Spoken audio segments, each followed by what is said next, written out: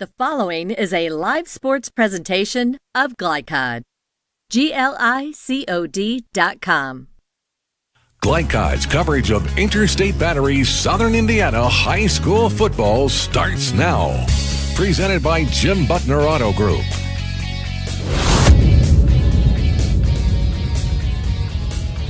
Good evening, everyone, and welcome to Providence High School on a beautiful homecoming night as they get ready to take on the Charlestown Pirates. I'm Mike Beck with Jim Kazmarek. Jim's with me in the booth, and our crew is here ready to go for a football game on a beautiful night in September. Well, we just can't get any better than this, and this has been one good night after another. We've just been blessed with beautiful weather. Yeah, we have avoided the rain. When the Hurricane Laura came through, we just went all the way north of it, up to eastern Hancock. Yeah. So, yeah, we've had great weather every Friday night, and a beautiful night tonight for football. As a matter of fact, we'll go ahead and give you the game day weather. Game day weather is brought to you by, The Locker Room, your place for screen printing and embroidery in historic downtown Jeffersonville. Visit them at 319 Spring Street or call them at 812-282-8600. 69 degrees, not a cloud in the sky, beautiful sunshine.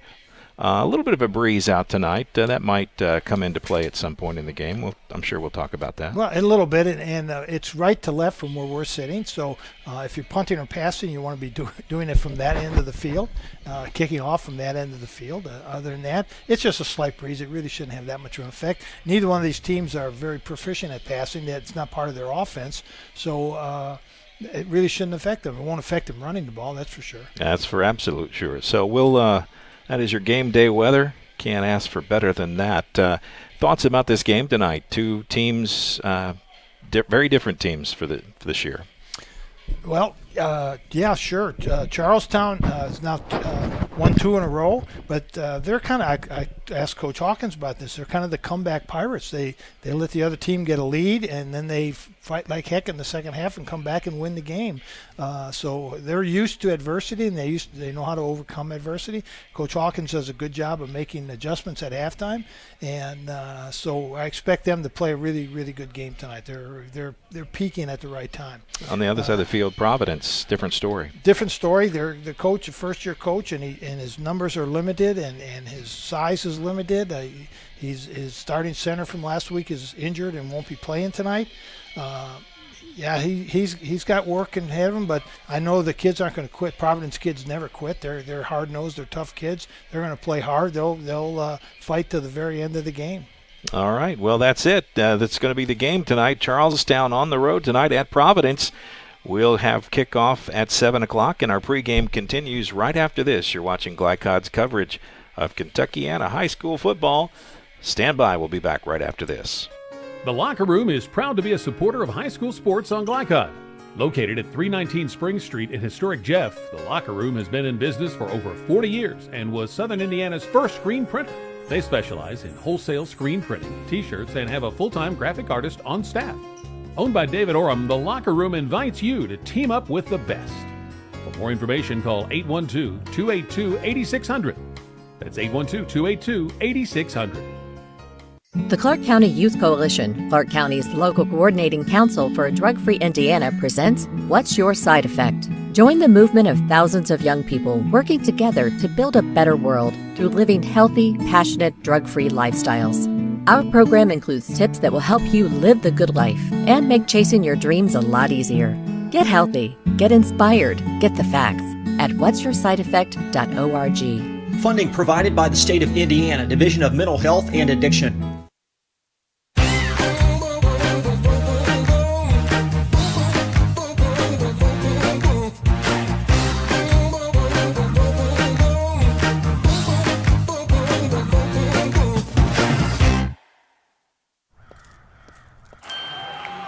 Hey, who are you?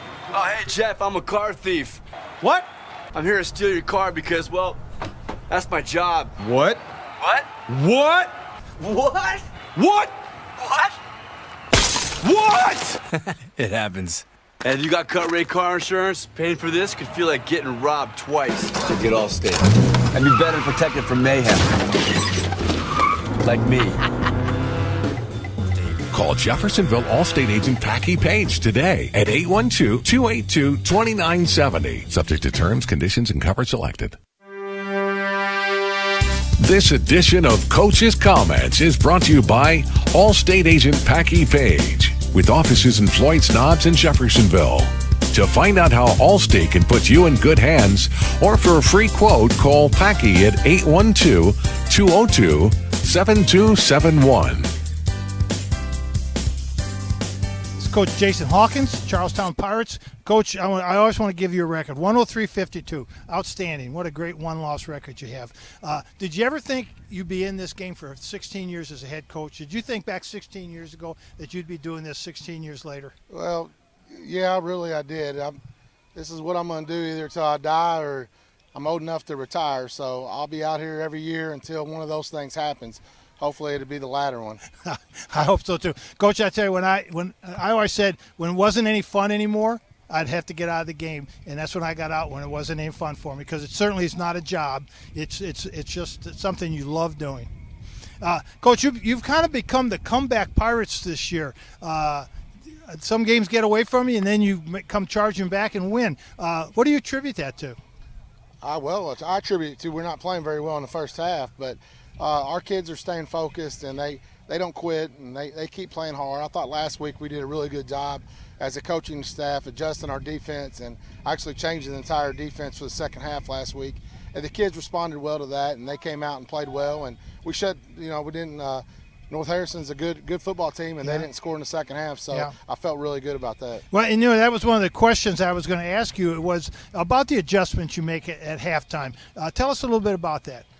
Well, we changed we were running a 3-3, but kind of adjusting the stuff out of that early, and then we kind of changed and went to a more of a forward of six-man front, and changed a couple kids around and changed the coverage a little bit, and try to get more guys at the line of scrimmage that they had to actually touch, and that kind of opened up Deke Brown, which he had a great game. He had 25 tackles last week, so he played really well. Coach, that's a sign of good coaching, and you can make those adjustments like that. I think that's just a mark of a good coach. Coach, you're averaging 23 points a game, but giving up 33. Is that a concern of yours? Because normally Charlestown's known for really good, hard-nosed, tough defense.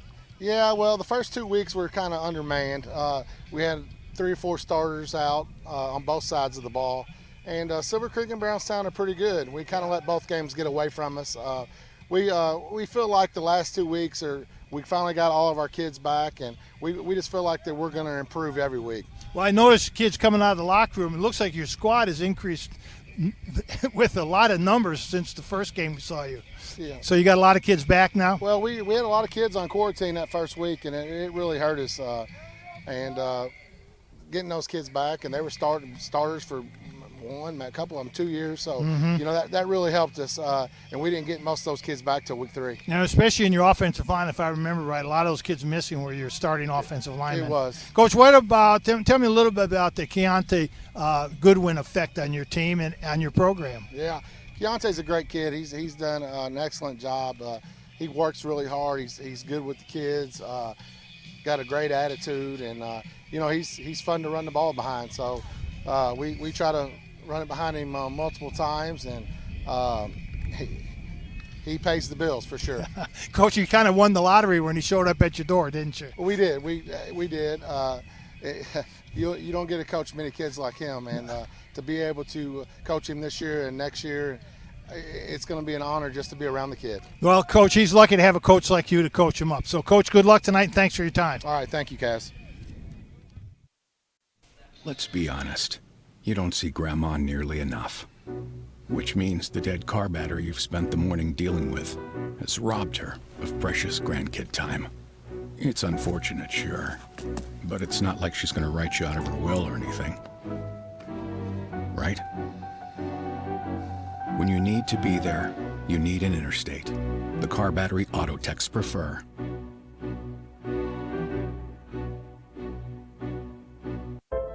This second shift. This old pair of pants. This staycation. This brown bag lunch. At American Family Insurance, we understand what it takes to make your new kitchen, that new car, or your new house a reality. It's the same as it takes to protect it. To protect your new life, your future, your dreams. Yes, I'm a dreamer. Nobody wants to be told that they have cancer. When you find out that you have cancer, you want to make sure and try to get it treated as quickly as possible. That's what Priority Radiology did for me. The time they saved me from fretting about it is something I can't repay. They got me my results within 3 hours. It's unheard of to get that kind of results that quick. I can't hardly tell you how important that was for my mental state. It really helped me get through that day. A proud supporter of the Providence Pioneers and Southern Indiana High School athletics, Mack Construction is a second-generation company that provides quality workmanship in heavy civil construction, asphalt, and streetscape while maintaining focus on worksite safety and productivity. Put Mack Construction's nearly 40 years of award-winning service to work for your project. For more information, visit mackconstruction.com. Mack Construction. Experience. Reputation. Solutions. You're watching Southern Indiana High School football from Glycod. This is Coach Dan McDonald from Providence Pioneers. Coach, you've picked a perfect night for a great football game, kind of another rivalry game. Providence and Charleston goes back quite a few years to playing against each other. Like you said, Jim, great night for football. The weather couldn't be any more perfect. Wish the wind would die down a little bit, but I can't complain about it too much. You know, Coach, when I was coaching, every night was a great night for a high school football game. I didn't care what the weather was like. It was just fun to be out there coaching. That's exactly right. Coach, Charlestown comes in here with one of the most touted offensive linemen that I think I've heard in the last 10 or 15 years. Any special plans that you have for Chianti Goodwin? Well, we're going to hope he comes down with a stomach bug or something before the game. He's special, man. He's a special talent. I've been watching him since he was probably a sixth grader, and you know, every year he just kept getting bigger and bigger, kept growing and growing, getting stronger and stronger. And I thought maybe if I got out of Louisville, I'd get away from him, and here he comes transferring over to Indiana. So he's a special talent, man. There's a reason guys like Saban and Lincoln Riley really want him. He's special. And you know, I told the story before your game against Clarksville years ago when I was coaching. I was sent to DeSales High School to recruit when I was at Hanover College, and they sent me to recruit this guy by the name of Bubba Paris. Mm-hmm. And Bubba Paris was going to go to Michigan. He wasn't coming to Hanover College, that's for sure. Coach, you know, this is our third game now that we're going to see you. I feel like I'm on your coaching staff now. And I've been calling your formation the quad wide, 4 wide. I call it the quad wide and a jet sweep. I don't know if that's your terminology or not. Let me ask you this then: what can we expect to see anything off of that quad wide jet sweep? Yeah, we have a couple counters and a couple play actions off of that. Really looking to see what their safeties and DBs do against it.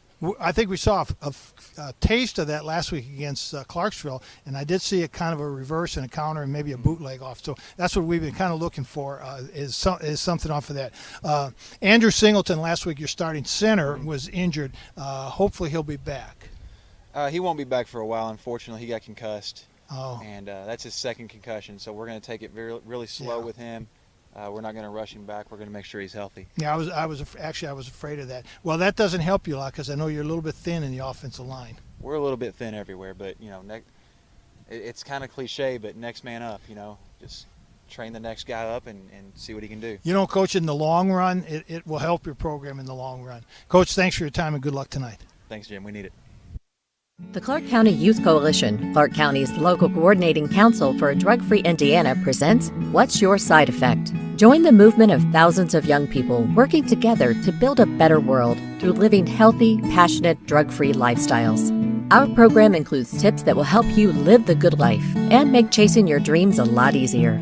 Get healthy, get inspired, get the facts at what'syoursideeffect.org. Funding provided by the State of Indiana Division of Mental Health and Addiction. I'm a bunch of wind. And just like your stomach after that strip mall sushi, well, I'm a bit unpredictable. Let's redecorate. What's the matter, Tanya? I thought you loved being spontaneous. I do. And if you got the wrong home insurance coverage, I might break the bank too. So get Allstate and be better protected from mayhem, like me. Call Jeffersonville Allstate agent Packy Page today at 812-282-2970. Subject to terms, conditions, and coverage selected.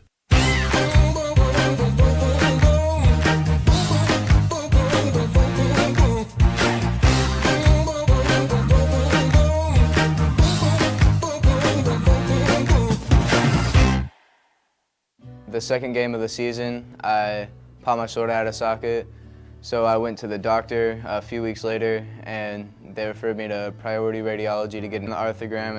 It was about a day later that they told me the news that I tore my labrum.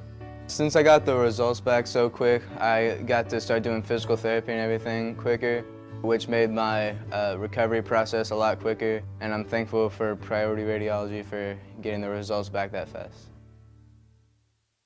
Hi, this is Sheriff Jamie Knoll of the Clark County Sheriff's Office reminding you to please buckle up, wear your seatbelts, and refrain from texting while you're behind the wheel. Your safety is our priority. Enjoy the game. You're watching Southern Indiana High School football from Glycod. And welcome back. Mike Beck, Jim Kazmarek here. You heard from both coaches. Jim, now it's time for your wisdom, and we call this Keys to the Game, and tonight's Keys to the Game brought to you by Mack Construction in New Albany. Mack Construction provides safe, productive, quality workmanship in civil construction and excavation. Visit mackconstruction.com.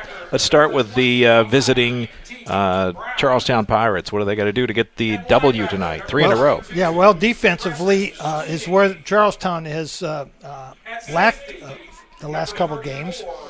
They need to contain that jet sweep that Providence has been running that we've seen the last 2 weeks, and they run that very well. They can't let the wide receivers crack back on them. It's very important that they keep leverage. By leverage, we mean keep your outside arm free. The outside linebackers, defensive ends, cornerbacks need to contain everything. Let the defensive tackles and inside linebackers take any cutbacks. So they need to contain that jet sweep. And then the other part of that is they need to make sure on the backside that they don't over-pursue and let Providence run counters or bootlegs against them. So good, solid team defense will be important for them. They need to tackle well right at the line of scrimmage. Don't let Gettelfinger break free. No turnovers, no mental mistakes. Of course, you can say that just about every game, but no turnovers, no mental mistakes, no penalties, no plays that keep them behind the chains where it's second down and 15 or third down and 12. Those are areas where both teams were going to suffer. Play 4 quarters. They need to play a 4-quarter game. And it'll be interesting. Charlestown has been playing 2 different quarterbacks. Their number 2, Chase Brenner, the 11th grader, and number 18, Clay McClellan, is a 9th grader. And we saw McClellan actually in the first game of the season against Silver Creek. Late in the game, he came in and really did a good job moving the ball. Now, we've been watching him warm up, and he's got a really nice arm. So maybe Charlestown will open up the passing game a little bit. So those are all really important points, I think, for Charlestown. Okay, well, let's look at the other side of the field. The home standing Pioneers. They need to do something tonight to get a win, get off the schneid, as they say. Well, and their biggest problem is what are they going to do against Chianti Goodwin? How do they set up a defense to combat him? He is a man. He's 6'8" and 300 pounds, and he's probably bigger than 2 of the Providence linemen put together. Yeah, that's true. So it's going to be very interesting to see how they're going to try to combat that. Sometimes the best way to combat that size and strength is with quickness. So if they can, work some defensive stunts and put some quick people in front of him, might frustrate him a little bit. He's now had 3 losses. They're tough losses. Last week was a really tough loss against crosstown rival Clarksville. So how are they going to respond now? Are they still all in? Are they going to respond like he expects them to? Especially if Charlestown gets up early. Yeah. Because of their limited roster, they really can't make many position changes. So when we talk about adjustments, they're very limited on what adjustments they can make because their roster is so limited. we hope we can see some things offensively a little bit different. We keep waiting to see some more counters and bootlegs and reverses off of that quad jet sweep. Mm-hmm. If they do that, they can keep Charlestown's defense a little bit off guard and make some things happen. So I think those are the keys for Providence tonight. All right, well, your keys to the game tonight brought to you by Mac Construction. We appreciate their support. Stand by. We'll take a break, be back with starting lineups and more yet to come on Glycod. The Clark County Youth Coalition, Clark County's local coordinating council for a drug-free Indiana, presents What's Your Side Effect? Join the movement of thousands of young people working together to build a better world through living healthy, passionate, drug-free lifestyles. Our program includes tips that will help you live the good life and make chasing your dreams a lot easier. Get healthy, get inspired, get the facts at what'syoursideeffect.org. Funding provided by the state of Indiana, Division of Mental Health and Addiction. Dr. Carter's office, Annette speaking. How may I help you? From your very first call, the warm personal care from Dr. Todd Carter and his friendly staff at Carter Family Dentistry will put you at ease. Dr. Carter can take care of you and your family's dental needs, from gentle cleaning to complex procedures. Visit drtoddcarter.com to learn why generations put their trust in Dr. Carter for their dental health. Or to schedule an appointment, call Annette or Joyce at 812-944-5155. Located at 809 Mount Tabor Road in New Albany. Hey, who are you? Oh, hey, Jeff, I'm a car thief. What? I'm here to steal your car because, well, that's my job. What? What? What? What? What? What? What? It happens. And if you got cut rate car insurance, paying for this could feel like getting robbed twice. So get Allstate. I'd be better protected from mayhem. Like me. Call Jeffersonville Allstate agent Packy Page today at 812-282-2970. Subject to terms, conditions, and coverage selected. Dubuque County Fair is about to get its face melted! Yeah! 1 second. I guess their faces are safe. Shut up, Jeff. Yeah, Jeff, shut up. Shut up, Jeff. I don't need your help. Just like what happened in Pittsburgh. Never mention Pittsburgh! When you need to be there, you need an Interstate, the car battery auto techs prefer. Come by Interstate Batteries, 1510 Production Road, Jeffersonville. You're watching Southern Indiana High School football from Glycod.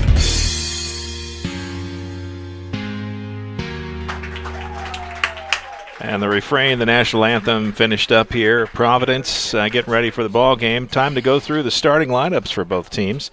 We'll start out with the Charlestown Offense. Chase Benner will get the start at quarterback, but Clay McClellan will get some time there. Deke Brown, Devin Lukes, the ball carriers behind him. Ottersback, Henning, and Wagers. Brody Wagers with a new number this week, number 45. He'd previously been 51. He's 45 this week. Gagnon, Chianti Goodwin, big 78. Bryson Love at center. Connor Smith and Colin Davenport, the offense for the Pirates. The defensive side of the ball, Davenport, Gagnon, Vibert, the guys up front. Three linebackers, Benner, Brown, and Wagers. Kyle Craig and Jaron Almasiga at corner. Almasiga injured in that first game. Finally getting back to full strength. Sweeney, Xander Morris, and Matthew Henning in the deep back.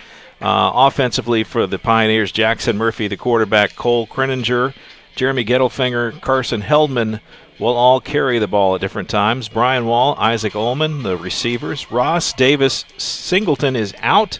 Shrout and Wall will be the offensive line, and I believe that means Devin Goodrow will probably be back at center, I believe. On the defensive side, the Pioneers, Davis, Ross, Shrout, Wall, Gettelfinger, Kreninger, and Dykes. Linebackers, Heldman, Murphy, the corners, Ullman, Wall, the deep back. Stand by. We'll be back with the kickoff shortly after this. You're watching Glycod. By the way, you need to know the starting lineup's brought to you by Interstate Batteries. Get started with Interstate Batteries, locally owned at 1510 Production Road in Jeff, and proud supporter of high school sports on Glycod. Stand by. Kickoff in just a few on Glycod. The only name you need to know for all your auto repair needs is Voyner's Auto and Truck Repair. Sure, our name might be hard to say, but we can fix everything no one else wants to fix. Big or small, we can do it all. Foreign or domestic, if it needs repair, Voyner's can handle the job. The only thing high-tech about us is what we do, and we're upfront with you and we'll do the job right. One thing we have to sell is our time, and we won't waste yours. Voyner's Auto and Truck Repair. Family-owned since 1981. Call us for all of your auto repair needs. I'm a bunch of wind. And just like your stomach after that strip mall sushi, well, I'm a bit unpredictable. Let's redecorate. What's the matter, Tanya? I thought you loved being spontaneous. I do. And if you got the wrong home insurance coverage, I might break the bank too. So get Allstate and be better protected from mayhem, like me. Call Jeffersonville Allstate agent Packy Page today at 812-282-2970. Subject to terms, conditions, and coverage selected. Let's be honest. You don't see Grandma nearly enough. Which means the dead car battery you've spent the morning dealing with has robbed her of precious grandkid time. It's unfortunate, sure. But it's not like she's going to write you out of her will or anything. Right? When you need to be there, you need an Interstate. The car battery auto techs prefer.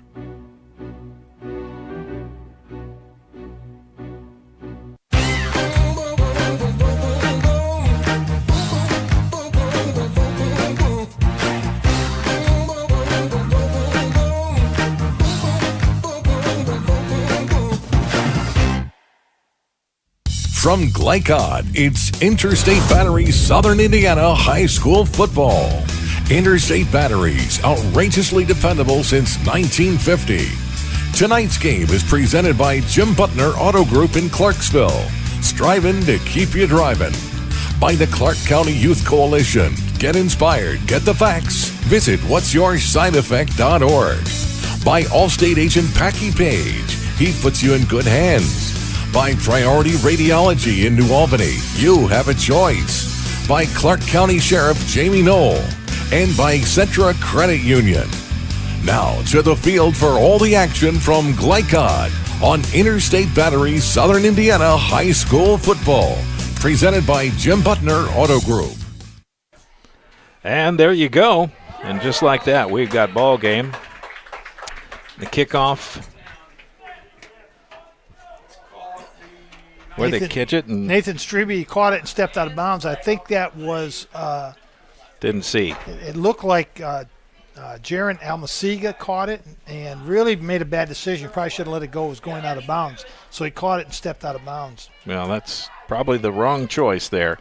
1st and 10 will be the Charlestown ball. See where they spot it. And that'll be their first offensive look of the night.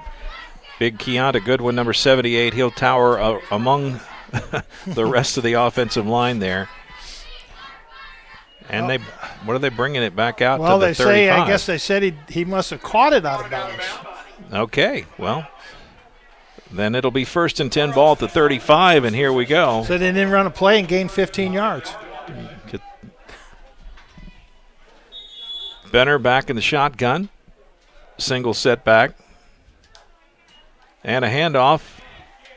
Devin Lukes exploits the left side of the line, picks up about 6 on the first carry of the ball game. It'll be 2nd and about 4. Nice carry. And you know, Mike, I'm going to kind of watch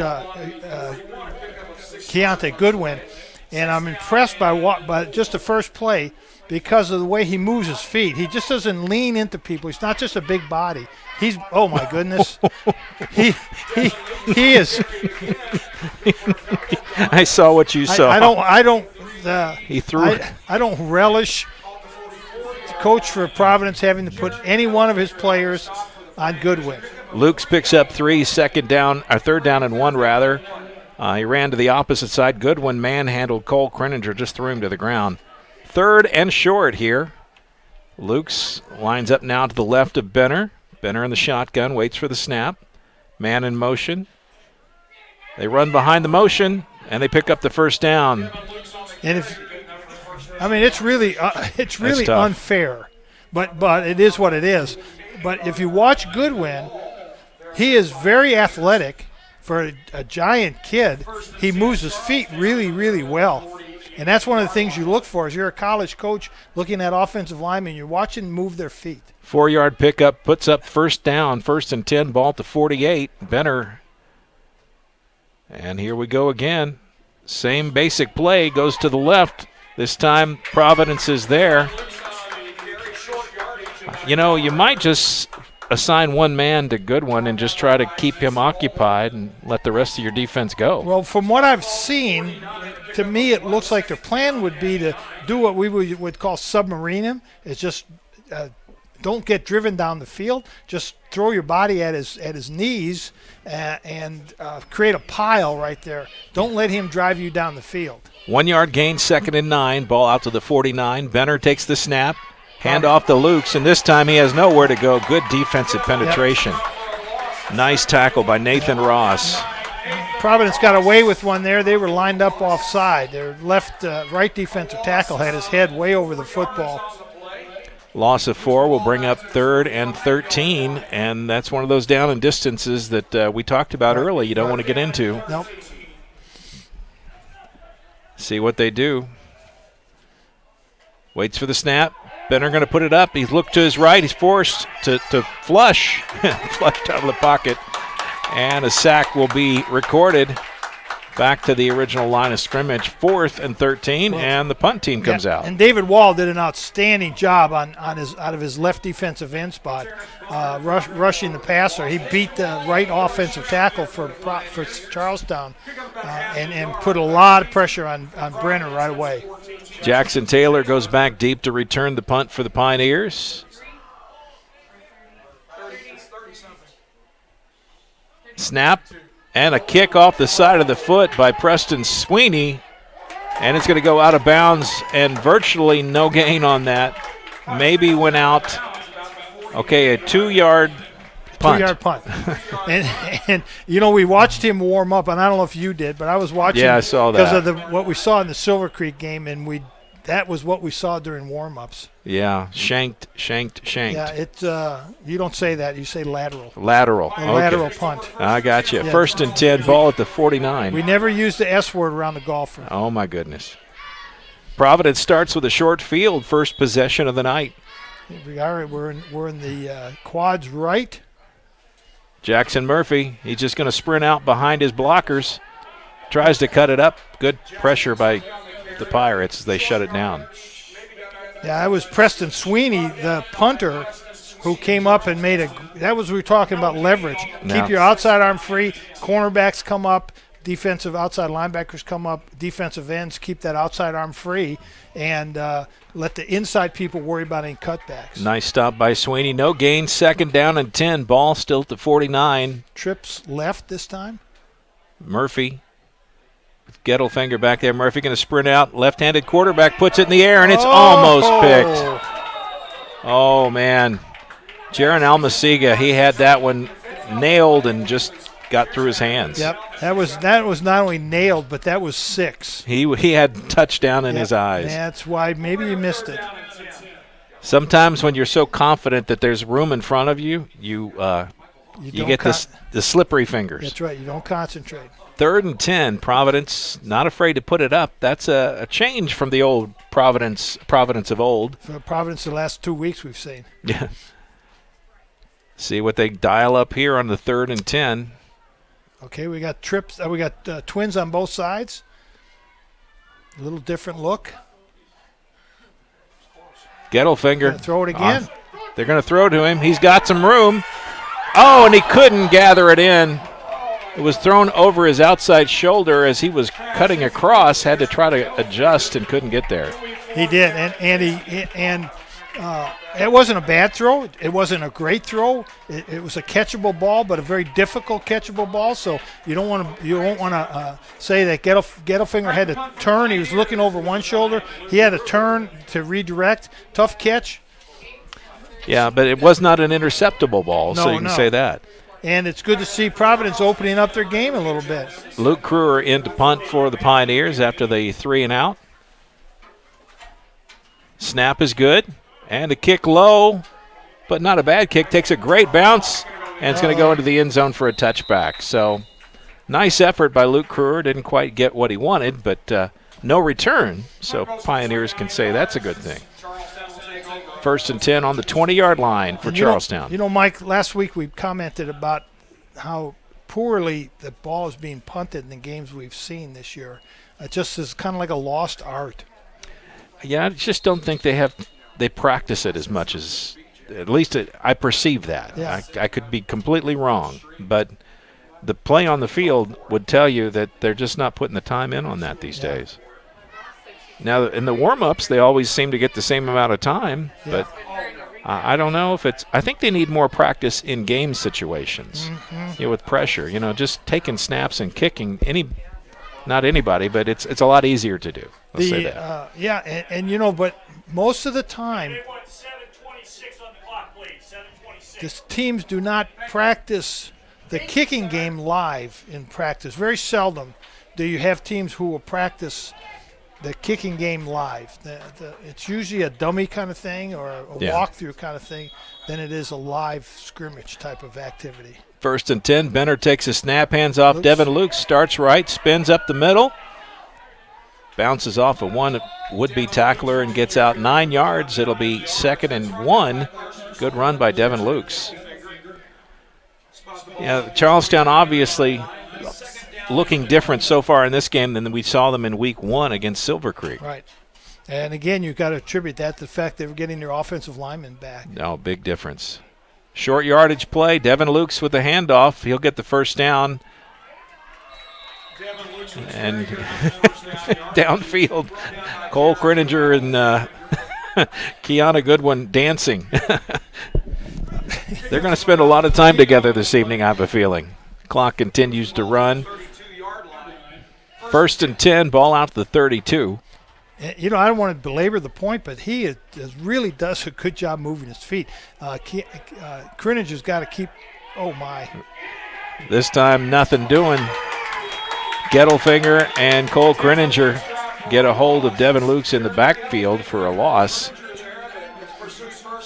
What happened on that play, Jim? Well, a lot of penetration on the left side of Providence's defensive line.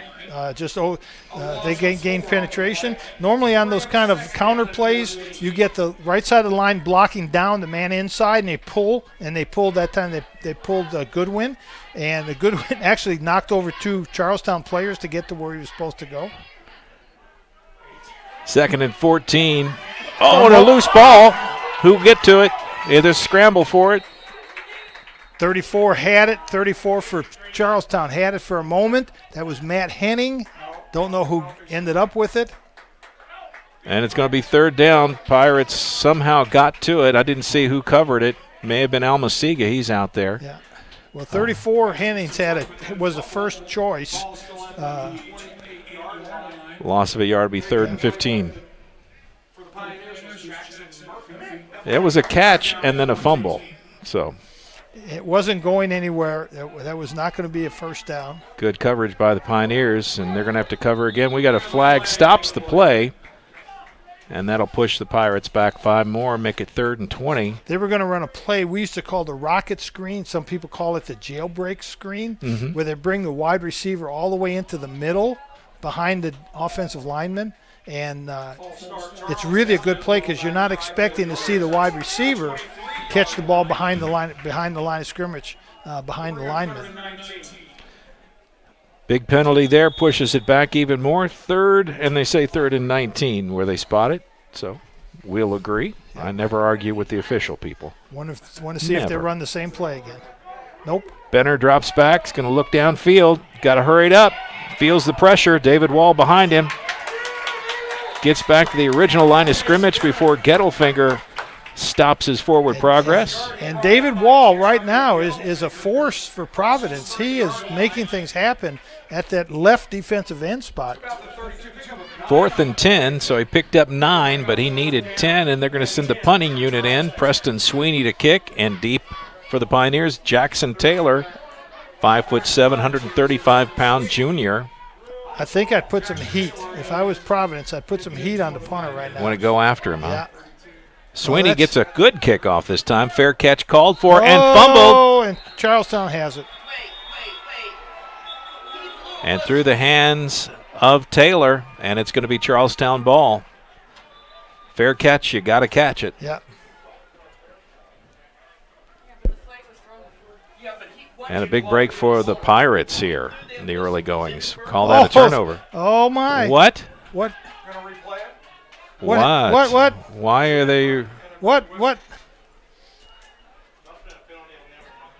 Was there a penalty? I didn't see a flag. There's no flag. Oh, there's a flag on the sideline. Well, what a break. Where's the flag? Well, then why didn't they move the ball back? If it's a penalty, then the ball would not be back where it was. I'm just saying. Oh, what a break for the Pioneers. What in the world? I don't understand what happened there. If there's a penalty, there's no mark-off. There was a flag on the field. So the play didn't actually happen would be the only thing they could say here. Well, why was inadvertent whistle? Oh, my God. Wow. Oh, my golly. Jackson Taylor gets a chance for amends.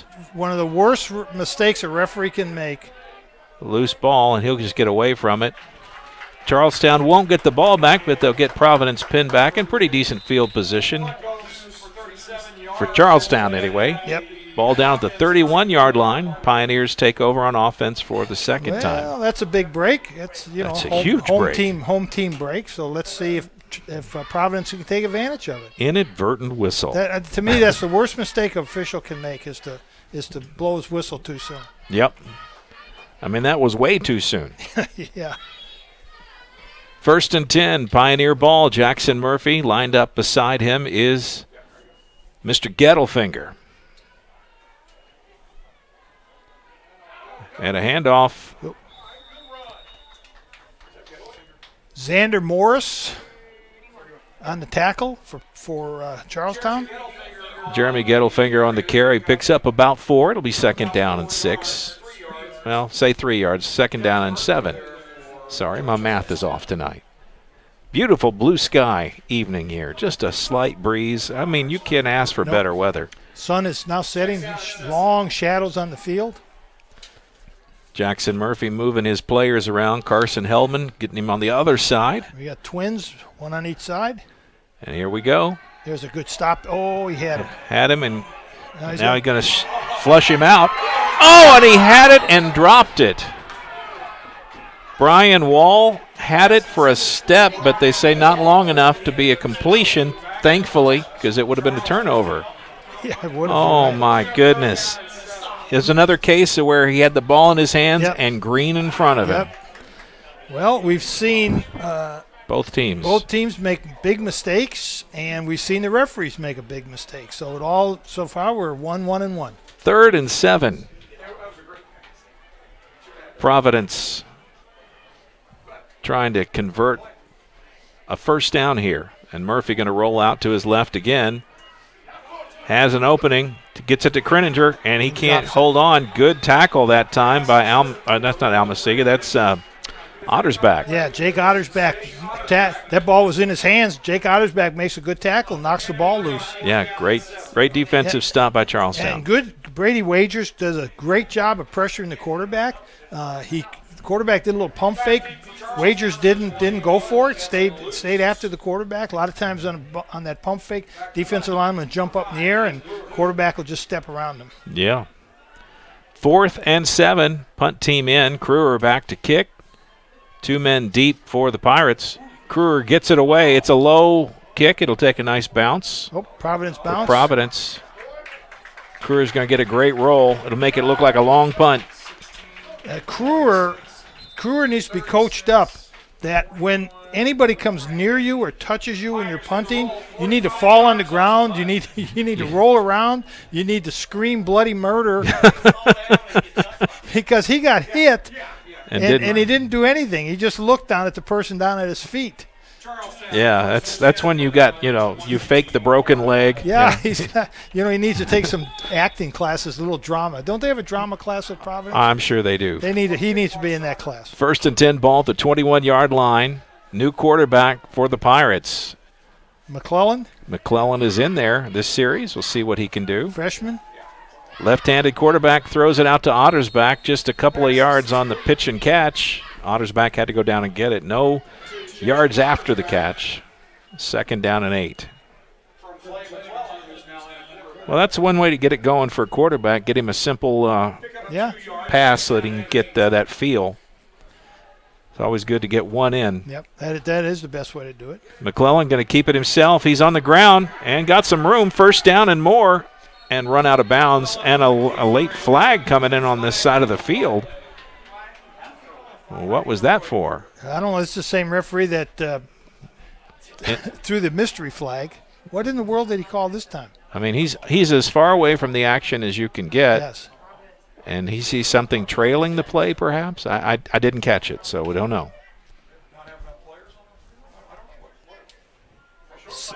A sideline violation. We need a signal, Mr. Referee. We need a signal. Sideline violation. Against? Oh, that's normally a warning. Jeez, oh, Pete. Against Providence. 15 yards, sideline warning. Wow, they didn't even get a warning. That's unusual. Well, the only thing that would have happened would be that lines judge, when he was running down the field, ran into one of the coaches that was not supposed to be on the field. 1st and 10, Charlestown. A nice carry this time by Devin Lukes off that left side behind Mr. Goodwin. He'll pick up about 8. It'll be 2nd down and 2. So that penalty really hurt Providence, gave up 15 big ones. And now they spot the ball back at the 39, so pickup of 7, rather. And you know, most coaching staffs have what's called the get-back coach that keeps everybody back behind that big white line. The get-back coach. Maybe the get-back coach is on the field. Man in motion, Wagers, and they run behind him. Devin Lukes trying to tuck in behind him and didn't get too far. Good. I'm trying to see, somebody makes a nice play. He's just knifed in there. Yeah. He's a linebacker. I can't catch his number. 11, maybe? Nope, there's no 11. 31 is Gettelfinger. And it'd have to be Gettelfinger. Yeah. Well, he's all over the field. Yep. You know. Okay, 3rd and 3. Providence needs to get a stop here. Charlestown. Deep penetration. Almasiga takes the sweep. Comes around the right corner. He's got a 1st down. And David Wall pushes him out of bounds. And a flag on the play is going to bring this one back, I have a feeling. Yeah, it's going to be holding. This our line judge over here on our sideline has been rather active with his flag. Well, he's very adept at how to use it, so that's a good thing. 3rd and 3. We'll see what the end result of this penalty is going to be, but I have a feeling Providence is going to like the result. Because that 1st down going away. 10-yard penalty from the spot of the foul. We'll push it all the way back to about the original line of scrimmage and make it 3rd and 10 now. So penalties at inopportune times hurting both teams. I think that was one of the keys to our game, was no penalties, no mistakes, and no turnovers. And we've certainly had quite a few penalties and mistakes so far. Yeah, and some close calls on turnovers too. 3rd and 10. McClellan, the quarterback, and a timeout called, I believe, by Charlestown. So they take a timeout. We'll take one as well. Stand by. You're watching Glycod's coverage of Kentuckiana high school football. We'll be back in 2 shakes of a lamb's tail. Hi, this is Sheriff Jamie Knoll of the Clark County Sheriff's Office, reminding you to please buckle up, wear your seatbelts, and refrain from texting while you're behind the wheel. Your safety is our priority. Enjoy the game. This portion of tonight's game on Glycod is brought to you by W.M. Kelly in New Albany. Find out about a rewarding career by emailing info@wmkelly.com. And welcome back. Mike Beck, Jim Kazmarek up in the booth. Charlestown, Providence pitching a shutout both ways. Just a buck and some change left in the first quarter, and not a badly played football game. Some penalties, some mistakes, but teams they seem pretty even so far. Surprising. I'm surprised that they are this even. I was Actually, I was expecting more from Charlestown than what we're seeing tonight. I really thought their offensive line would dominate this right now, and they certainly aren't. Chianti Goodwin obviously is dominating his position, but Providence defensive linemen are getting some good penetration and making some nice plays on the other side of the line. Dan McDonald takes over his first year as a head coach of the Pioneers. Numbers were a little low for the team this year, but I think he's really got these kids buying in early to his philosophy, and they're playing their hearts out. Yep. Give them that. 3rd and 10. McClellan takes a snap. He's going to splint to his left. Left-handed quarterback looking downfield, has an open receiver, can't get it there. Incomplete, will bring up 4th and 10. He had Almasiga open long. I'm not sure he had the arm to get it there. Well, I think he had the arm to get it there, Mike, but, we talked about this for a long time. Maybe not this year because we haven't seen many passing, but when that quarterback was rolling out, he's got to get his shoulders squared and turned back upfield, pointed at his target, and McClellan was still drifting into the sideline when he threw that ball, and that's why the ball kind of tailed on him and hit and was short. Yeah, it's hard to teach them to turn those shoulders and get your shoulders pointed upfield on those sprint out passes. 4th and 10 brings on Preston Sweeney to kick. Jackson Taylor deep to receive for the Pioneers. Fake bunt. Deke Brown gets the snap. It's a foot race. And he's not going to make the first down. No, he didn't get there at all. Great coverage that time by Carson Heldman. He chases him down. No, I'm sorry, that's not Carson Heldman. That's Carter Lannon, number 9. It's a good call on Coach Hawkins. I see nothing wrong with the call. I don't think Wagers was the man to that was Deke Brown. That was Deke Brown. I'm not sure Deke Brown had the speed that was necessary to get around that corner. I think maybe a Devin Lukes perhaps would have had the speed to get around that corner. Break for the Pioneers. 1st and 10, ball at the 45-yard line. Jackson Murphy waits for the snap, gets it, going to put it in the air. Got a man open. Evades the defense, got some arm. Brian Wall has the reception. Hey, he caught that one. And there's the first down, pitch and catch. No flags. That made up for the one he dropped. Yeah, it sure did. But I'm going to tell you, Coach McDonald, I'm glad he's a young guy because Coach McDonald had about a 40-inch vertical leap and was sprinting down the sideline. 1st and 10, ball at the 11-yard line, and that's not to say it was bad defensive coverage. Almasiga was blanketed on Wall. It was just a great effort. 1st and 10, just outside the 11-yard line. There's a snap. Murphy hands off Gettelfinger. He's tripped up pretty early in the carry. Jesse Vibert will get the tackle, but Gettelfinger picks up about 3, maybe 4. We'll see where they spot it. 2nd down, 2nd and 7. Give him 3 on that carry. And the Pioneers knocking on the door here. Be good for them if they could get some first blood. They had to chase Clarksville last week, finally caught up by halftime, but then their output shut off. 2nd and 7. Under a minute to go in the quarter. Hand off Gettelfinger. Across the 5 to the 4-yard line. It'll be 3rd down and 3. And surprisingly, Deke Brown missed that tackle. Wide open, came through on a nice stunt. Had Gettelfinger dead in the backfield, missed the tackle. Well, they try another play here. It looks like they're going to do it. Murphy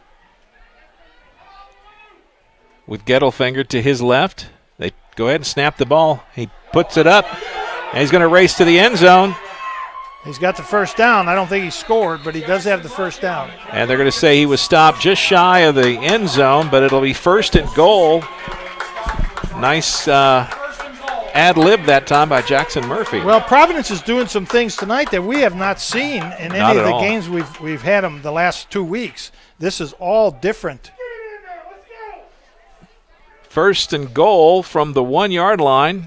And they're going to let the time expire on the quarter, so the clock is running. It'll run down to 0, and Pioneers knocking on the door as we go into the break. Stand by. No score after 1, but that seems like it might change pretty quickly. Stand by. We'll be back right after this on Glycod. Dubuque County Fair is about to get its face melted! Yeah! 1 second. I guess their faces are safe. Shut up, Jeff. Yeah, Jeff, shut up. Shut up, Jeff. I don't need your help. Just like what happened in Pittsburgh. Never mention Pittsburgh. When you need to be there, you need an Interstate, the car battery auto techs prefer. Come by Interstate Batteries, 1510 Production Road, Jeffersonville. The Clark County Youth Coalition, Clark County's local coordinating council for a drug-free Indiana, presents What's Your Side Effect? Join the movement of thousands of young people working together to build a better world through living healthy, passionate, drug-free lifestyles. Our program includes tips that will help you live the good life and make chasing your dreams a lot easier. Get healthy, get inspired, get the facts at what'syoursideeffect.org. Funding provided by the state of Indiana, Division of Mental Health and Addiction. You're watching Southern Indiana High School football from Glycod. And welcome back here. Providence getting ready to try to punch it in from the 1-yard line out. And we've started something new this week. I want to tell you about it. Cast your vote for Glycod's Player of the Week, presented by Shelter Insurance agent Colby Martin.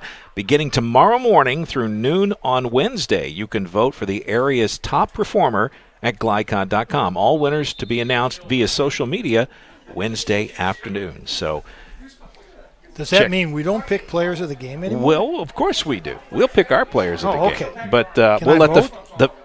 well, you're a fan. Yes, I am. So you can vote too. All right, good. All right, first and goal for the Pioneers.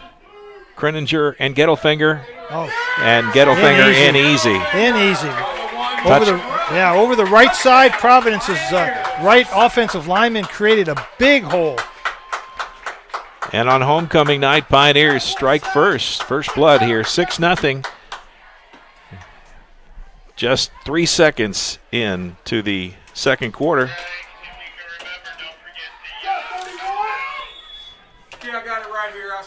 Strebe to kick the extra point. Lannon to hold. Snap is there. Hold is good. And the kick is good as well.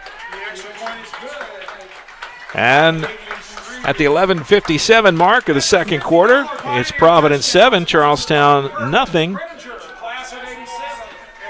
Gettelfinger on a 1-yard run. I don't even think he got up to running speed. That was wide open. It was. Like I say, the right side of Providence's line, I didn't catch the numbers of those linemen, but that right side, the right guard, right tackle made a huge hole for him. So, once again, Charlestown starts out slow, starts out behind.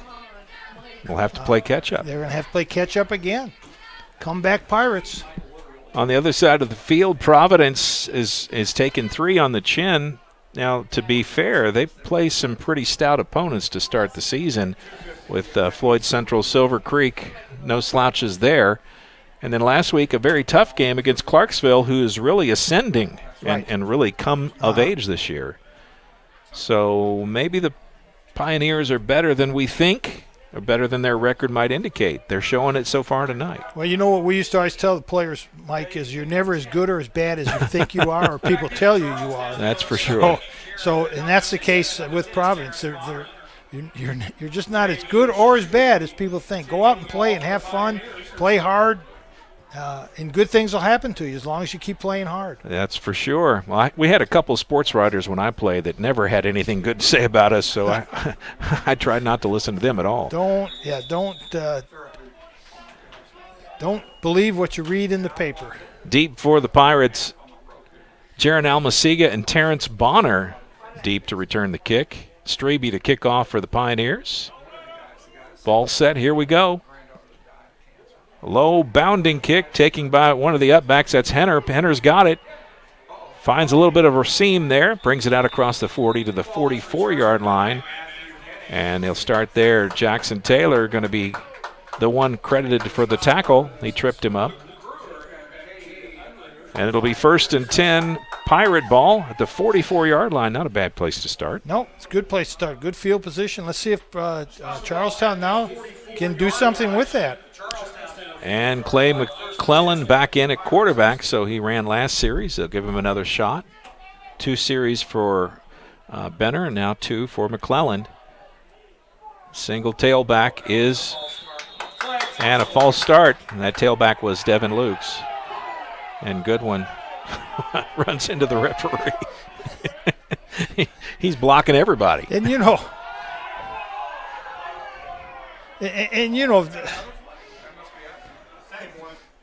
Goodwin's going to play to the end of the whistle. A smart kid. Yeah, and There's another one back here. Both of them on the sidelines through it. He's going to finish the play. He's going to finish the play. That's what you teach him. And the Providence kid is falling down, and he's going to finish the play and make sure he falls down. Yeah. So 1st and 15, 5-yard penalty for procedure. And here we go. Fans a little offended by the physicality. Yeah. McClellan going to run off that left side, tucks in behind Goodwin, and he'll get back to the original line of scrimmage and maybe one more. Oh.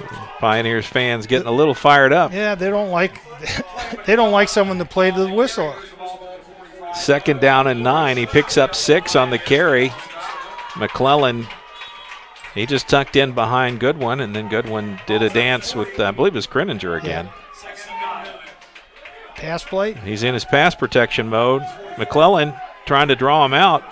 Throws the pass to Henner, and they say they made a catch. No, that's Ottersback, sorry. Yep. 34 and 84 look very similar in a flash. It'll bring up 3rd and about 6. 3rd and 6. Jackson Murphy, the quarterback for the Pioneers, also does double duty on defense, and he'll get credited for a stop that time. Most of Providence's players do double duty, Mike. I'm sure the coaches do. Yeah, I bet they do, offense and defensive coaches. 3rd and 6. Oh, Brenner's back in at quarterback now. Is it Chase Brenner checks back in. Man in motion, sliding over. Brody Wagers. And Devin Lukes with enough and a late flag this time. And they're going to get Goodwin for that? I don't know. I was watching Devin Lukes. At some point, the people get frustrated because he is simply pushing the kid 8-10 yards down the field. Right. But there's nothing technically wrong with that. No, there's nothing wrong with what he's doing. I know if your kid is the one being pushed. You're going to get or if it's your team that's getting pushed, but yeah, you get a little bit irate. Yeah. Lukes didn't get the first down. He's about a yard shy, but we're going to see what the penalty was on. Oh, they waved it off. Yeah, I'm not sure what, again. Who knows? This is another one of those mystery things. Oh, here we go. 5-yard penalty for something. And a 1st and 10 for Charlestown. Short of the first down. We got a face mask, an inadvertent face mask penalty. Okay. Against Providence. So that had to be way away from the ball. Yeah, didn't see that. 1st and 10, ball at the 42-yard line. Homecoming night here at Providence, and the fans, what fans are here, and as many, they sold out, as many as they could get in. A little frustrated. Handoff Devin Lukes. He goes airborne, not a good choice. Well, and you'll see, again, Providence's game plan against Goodwin and their defense is just do a submarine. Just charge low, stay down on the ground, and Charlestown's running backs, linemen are tripping over the kids. Not a bad thing when you're outmanned like that. Just dive down, don't get driven back. No gain on the play, 2nd down and 10. Lukes, the single tailback. Ottersback split out to the near side. McClellan tags him, got him 2. Reception and a yard after the catch. Jake Ottersback, nice play, middle rollout. Down to the 28-yard line, but it'll be 1st and 10 for the Pirates, and now they've got a little offensive drive going on. Isn't this the story of the Pirates, though? 2nd quarter and 4th quarter. Yep. 1st and 10. McClellan back in the game. Looks like a pass. No, he's going to run it. Nice speed. Just a slashing run and inside the 10-yard. Uh-oh, fumble. Providence's ball. Yep. McClellan couldn't handle it all the way to the ground, and he loses it. And the Pioneer defense comes up with a big one inside the 5-yard line. Another mistake. Man, keys of the game. Don't make these mistakes. Charlestown's drive, nice-looking drive they put together, but it doesn't end well for them. 1st and 10, ball on the 4 for the Pioneers. Yep. None of that means anything if you don't hold on to the ball, Mike. Yep. And just remember again, Clay McClellan, Clay is just a freshman. He's got some wheels, and he's running the ball and running the team well, but he's got to hold on to that ball. Didn't protect it at the end. Jackson Murphy hands off. Left side of the line, maybe a yard or 2. We'll see what the referees say. They give him a yard. It'll be 2nd and 9. Gettelfinger on the carry. Brenner makes a nice tackle, but takes himself out of the game. Here comes his sub. They're looking at his arm, his wrist. Can't tell for sure. Yeah. That's one of the downsides of having a quarterback on defense. Yeah. Hopefully it's just a stinger or something he can shake off. He's not shaking it off right now. No, he's still feeling it. Yeah. 2nd and 9. Snap is there. Handoff. A lot of blue, but a lot of white too. Not much room to run that time for Gettelfinger. Good tackle by Brady Wagers, the linebacker. Gain of 1. It'll be 3rd and 8. So the Charlestown defense finding its sea legs here. Interestingly enough, Mike, we have not seen the quad with the jet sweep tonight, which was the staple of the Providence's offense the last 2 weeks. Yeah, they're not even in that formation. No. I backfield. And it's a bootleg. Look at that. Jackson Murphy, nice run. Otter's back for the stop, but he picked up the 1st down and more. There's the bootleg. We've been asking about it. Where is it? There it is. See, Charlestown overcommits. Their backside people don't hold their ground. Don't look for the counter reverse. We always said look for that helmet to come back your direction. Chase Benner back in the ballgame. He keeps shaking that right hand. I think he maybe a sprained finger or thumb or something like that. He's not at 100%, but he's back in at linebacker. 1st and 10, ball out to the 19. Murphy trying to find some room to split the tackles. Not bad, about a 4-yard gain. Out across the 20. We'll put it down. Well, the referee put it back to the 22. Murphy thought he got to the 23. He was helping. I always did that whenever I carried the ball. Wherever I went down. Yeah, put the ball out in front of you. Well, a good center will always gain about 2 or 3 feet on there because all you got to do is stretch the ball out. When you get in there, just stretch the ball a little bit. Yeah. See, their center doesn't do that. He just came and grabbed the ball right where it was. You need to stretch the ball out a little bit. 2nd and 8, Jackson Murphy, Gettelfinger to his left side. Murphy going to look downfield. Nothing open. Gets away from the pressure. Now he gets out of the hands of Benner, finally to the sidelines. Picks up positive yards. He got lucky there. They almost had him in the backfield. He's becoming more of a factor in this game than we've seen him the last 2 games. Yeah. The other games, he was just pretty much a handoff person. He threw a couple passes, kind of ineffective. But tonight he's really played a major factor in their offense. Picked up 3. It'll be 3rd and 4 out to the 25-yard line. An official taking some time here. I think we have a equipment issue. Yeah, I got equipment malfunction. Brian Wall have to check out. Into the game for Providence, Weston Kaiser. Oh, he had blood on his arm. Uh-oh, yeah. Well, we can't have blood on the field. No, we can't. Boy, I'm not even going to say anything. Don't even say it. Don't go there. Here we go. Murphy going to roll to his right. Left-handed quarterback. That's hard to do, but he makes the pitch and catch to Carson Heldman. Tackled from behind by Ottersback. But a huge gain all the way out to the 47-yard line. Nice job. Yeah. That's so hard to do. Oh, it is, and a good job, and he got his shoulders turned upfield when he threw the ball, and that's why it was on the money. But Charlestown's was stunting, putting pressure up the middle. Quarterback's rolling out. There's got to be a defensive end, end of the line that's containment, and the end of the line on Charlestown did not contain. 1st and 10, ball at the 47. Hand off to Gettelfinger, trying to read his blocks, and that I can read that for you. Nothing. Yeah, that was everybody. Everybody in a white jersey except the safety and the 2 corners made that tackle. Yeah, there was a student body up the middle. No gain on the carry. Actually, they gave him a yard. That's generous. Yep. 2nd down and 9. Clock continuing to tick down here. 2nd and 9. Murphy by himself throws it out to Heldman.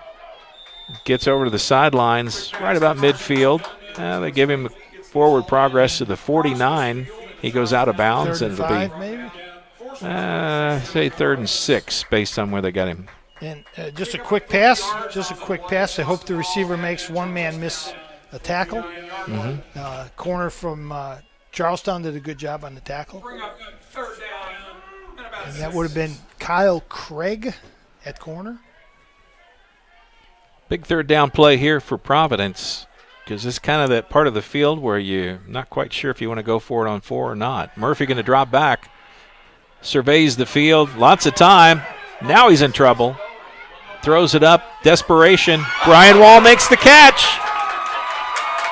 And Devin Luke saves the touchdown, but a great catch by Brian Wall. Jackson Murphy is just making things happen. None of those are called plays, just scramble, run around, find, and just sling it. And the cornerbacks for Charlestown are not staying in their zones. They're watching what's happening up here, and the receivers that keep running. So kudos to the Providence receivers to keep running. They finish their routes, and it pays off. Big 1st down gain. 1st and 10, ball down to the 26-yard line. Providence starting to threaten again. Fake to Gettelfinger. Murphy hops, skips, and jumps, and that time nowhere to go. Brought down by a couple of Pirates, including Benner and gain a yard. Yeah, I think that's Ben Phillips, 58, I believe is the number I'm seeing out there. I'm looking through a screen darkly, so sometimes that screen will mess with the jersey number at a distance. 2nd down and 9. They give him a yard on that. Murphy's really playing hard tonight. He's showing something. He like I told you, the other 2 games he was really kind of a non-factor. Today he is the man. 2nd and 9. Murphy by himself, going to look downfield. There's the pass. It's complete, and it's a touchdown. Yeah, Wall's becoming the man. Wall takes it all the way. Brian Wall, 9th grader. He's only a freshman. 25-yard touchdown pass. And Providence pushes the lead to 13 at the 5:06 mark.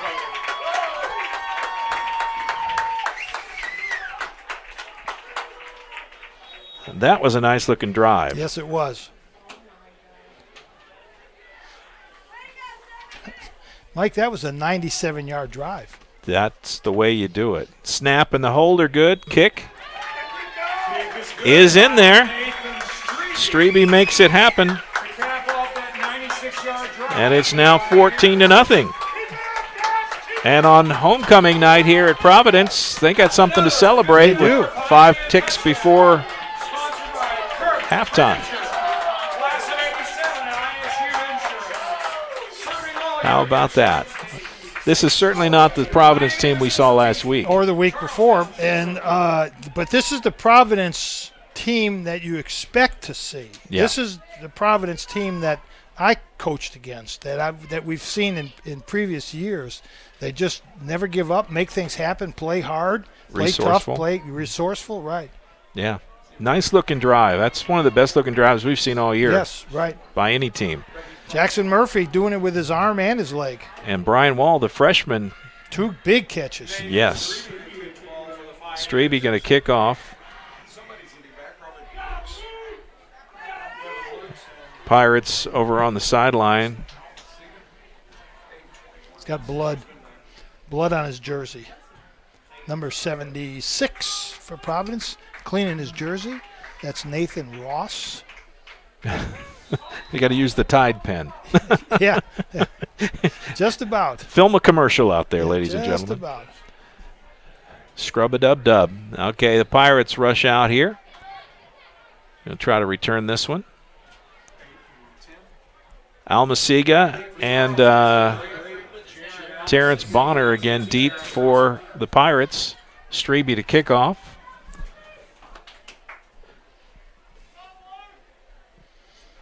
Providence bringing their A game tonight. Strebe's ready to go. Kicks away. Not a bad kick. Takes one hop. Nice catch by Almasiga. Picks it up, and he's off. Fights through a tackle. Nice tackle, too. That was maybe a touchdown-saving tackle. Let's see who that was. He got to turn around, though. We can't see by the side. Was that Wall? 28.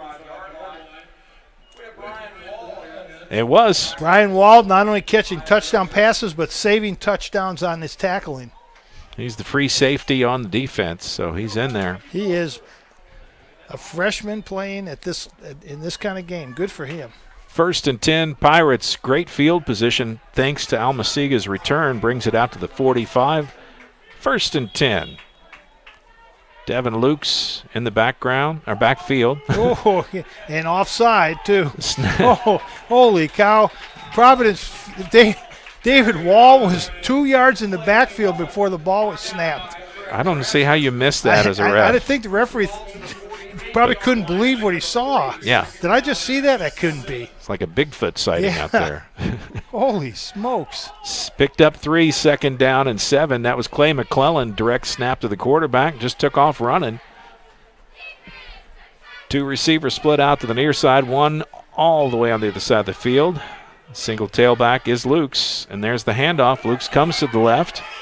And right into the hands of Carson Heldman, who holds him. Throws him down. Yeah, and Carson Hellman did a wonderful job at corner of what we talked about, leverage, of keeping your outside arm free. Don't go inside. Don't let that ball carrier beat you to the outside. Your buddies from inside will come and make the play. He did a wonderful job of containing that play. Now, on the other side of that, Devin Lukes did a very poor job of running that ball. He should have just taken it upfield. 3rd and 11, loss of 1. Nice play by the corner who came up to make the stop, Heldman. Lukes. And a timeout called by Charlestown. They'll use another one. That's their 2nd. We'll take a break. Be back right after this. You're watching Glycod's coverage of Kentuckiana High School football. Good-looking game so far. Yes.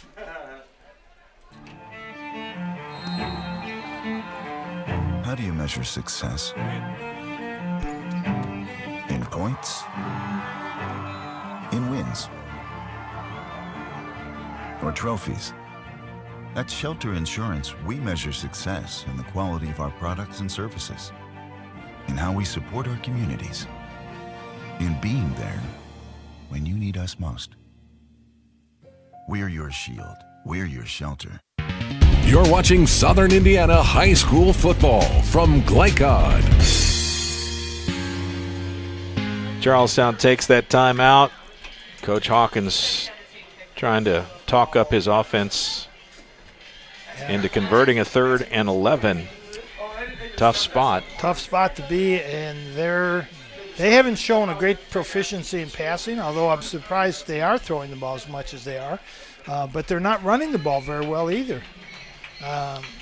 They started off okay, but then it's I think Providence has stiffened, and they really have no response to that. So credit the defense of the Pioneers. Yeah.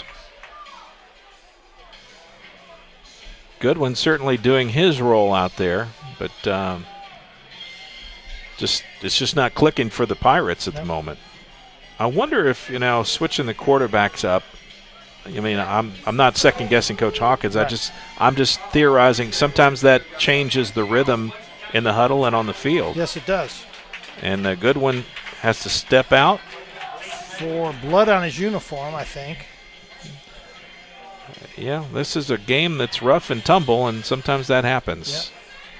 Yep. End of the game, taking his spot, Ben Phillips. He'll go to the left tackle spot. McClellan, the quarterback. Yeah, Ben Phillips is only. And the Pioneers got caught. Yeah. Ben Phillips weighs 165 pounds, and Chianti Goodwin weighs 315 pounds. Okay, and Ben Phillips is leaving. No, they have to run a play. Yeah, he didn't run a play, so Goodwin back to the sideline. 5-yard pickup on the penalty makes it 3rd and 6, a little bit more makeable. But the quarterbacks have a different feel. They call their cadence is different, and their speed of handoffs and how they get the ball out is different. Yeah, a two-quarterback system is fake the sweep.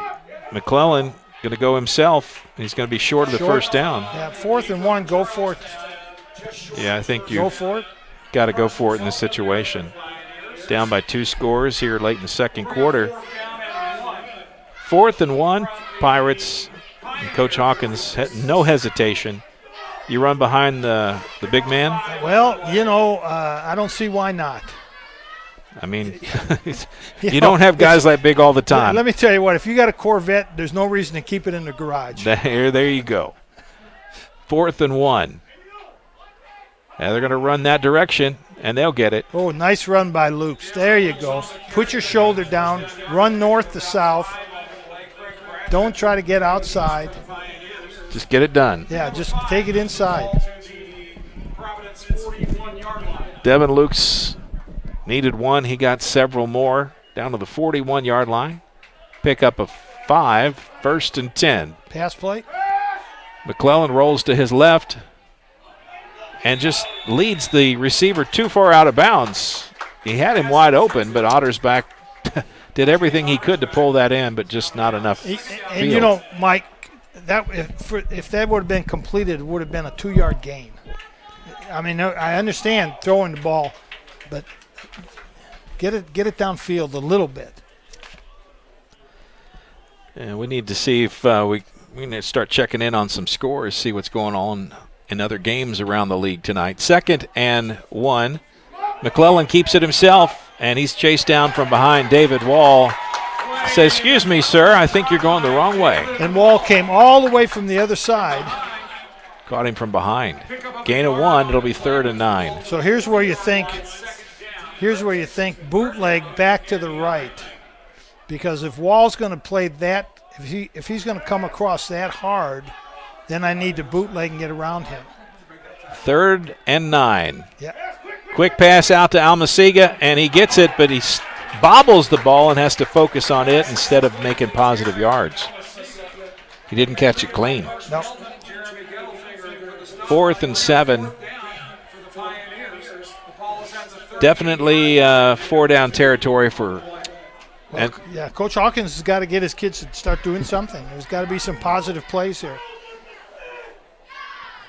Charlestown trying to find something to celebrate here. McClellan back in the shotgun. Lukes stays in to block. David Wall's in there past Lukes. McClellan trying for it himself, and he's not going to get there. Flag comes in late. We'll see what it's about. Maybe against the Pioneers. Yeah, could not see what it could possibly be. Let's see how the players react. We'll find out more by watching the players than we will the referees. That's become a truism lately.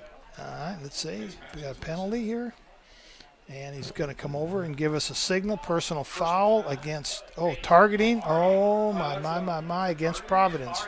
That is a huge penalty. Yep, that was a 4th down stop, Providence's ball, and now it keeps the drive alive for Charlestown. I'm just going to wage in philosophical here. Yes.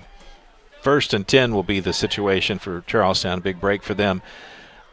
Targeting is always, to me, most of the time is an extremely hard call to make because these kids are moving at game speed. I very rarely have I ever known a player. Now, I have known a couple that will try to target and hurt somebody. Well, but let's talk about that at halftime, because that's interesting what you just said. 1st and 10, pass to Matthew Henning.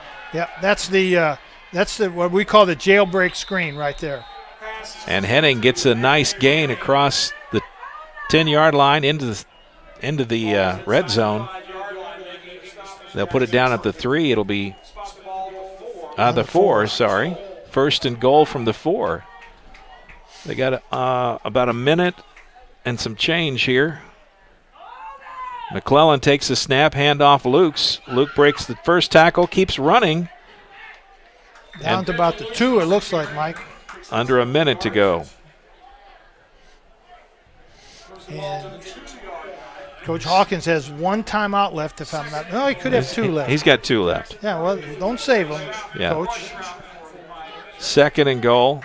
McClellan going to just speed to the side. And You know what?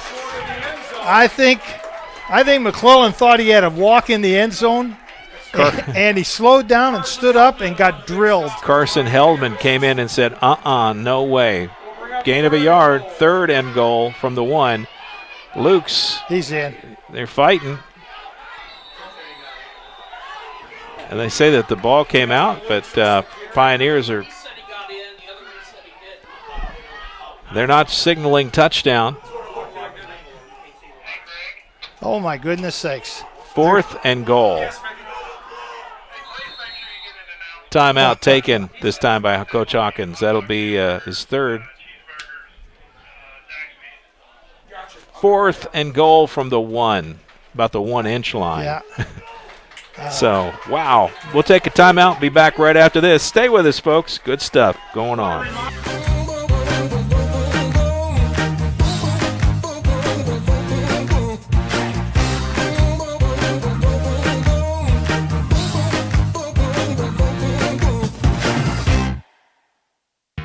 You're watching Southern Indiana High School football from Glycod.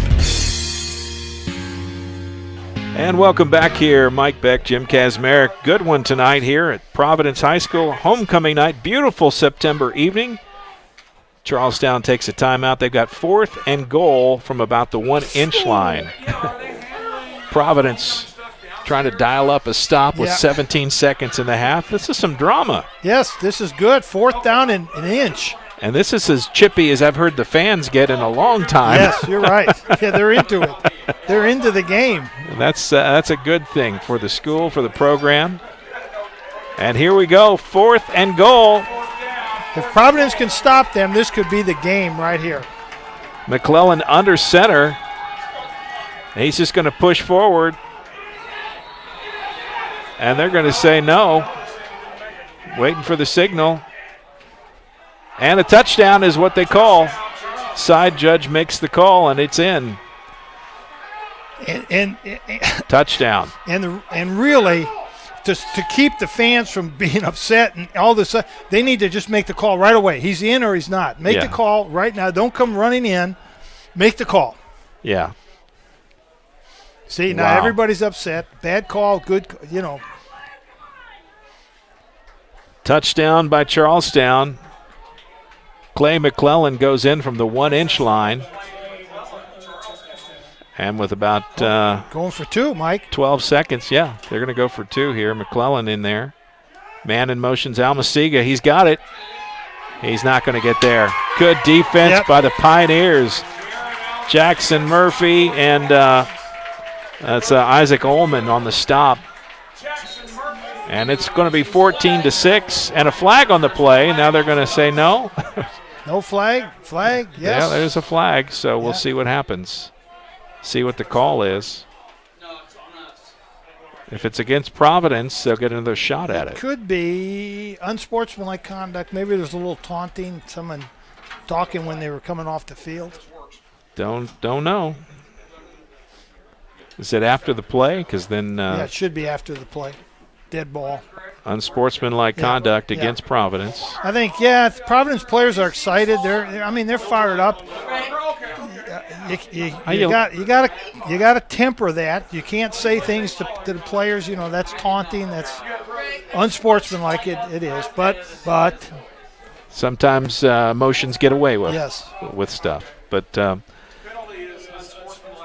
like to let the kids play within reason. It is a game of emotion. You know that as well as anybody. And sometimes you want to get that emotion flowing, and I'm not ever saying there's a good penalty like that, right. But sometimes it doesn't hurt you either. So this won't hurt them. Not at all. Maybe a better way to deal with that, Mike, is for the referee to come over to the coach and say, hey, coach, you're number 58 coming off the field, said something, and I'm going to watch him. The next time he does it, I'm throwing the flag. You better talk to him. Yeah. That's a real good way to handle that. That usually stops it in its tracks. Yeah, let the coach handle it. 12 seconds to go here in the second quarter. Charlestown knocks the goose egg off the board. They get 6 points. No conversion on the 2-point attempt. Yeah, kind of a strange 2-point attempt there, actually. So that play hadn't worked for Charlestown. And didn't work that time either. No. Okay. Onside kick. Onside kick, recover, call timeout, throw the ball in the end zone. That's what you would do. Yep. Why not? You're kicking from the 45-yard line. Yeah. What do you gain by kicking it in the end zone? Or kick it out of bounds. Shit. I'm sorry. I'm sorry. What did I just say? You said it. I know. I'm sorry, but he kicked it out of bounds. That's what I said. Do an onside kick. What do you got to lose? Yeah. Oh, you had nothing to lose except that. Yep.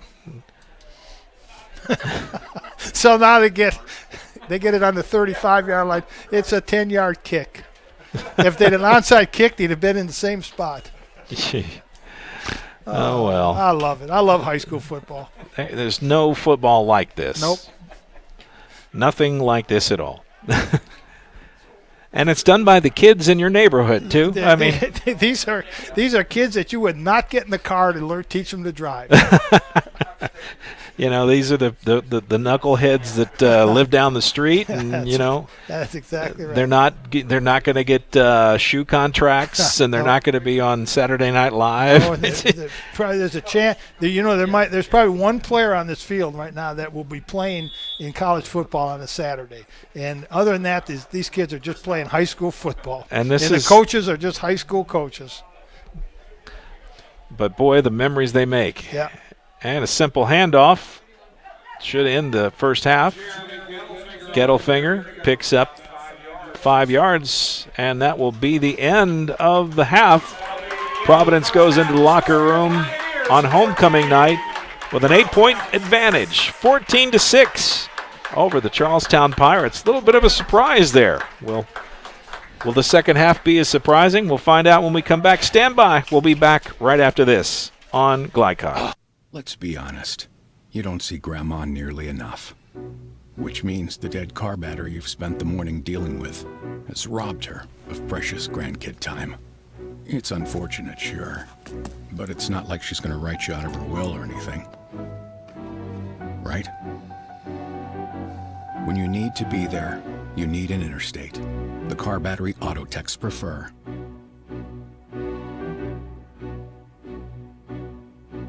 Dr. Carter's office, Annette speaking. How may I help you? From your very first call, the warm personal care from Dr. Todd Carter and his friendly staff at Carter Family Dentistry will put you at ease. Dr. Carter can take care of you and your family's dental needs, from gentle cleaning to complex procedures. Visit drtoddcarter.com to learn why generations put their trust in Dr. Carter for their dental health. Or to schedule an appointment, call Annette or Joyce at 812-944-5155. Located at 809 Mount Tabor Road in New Albany.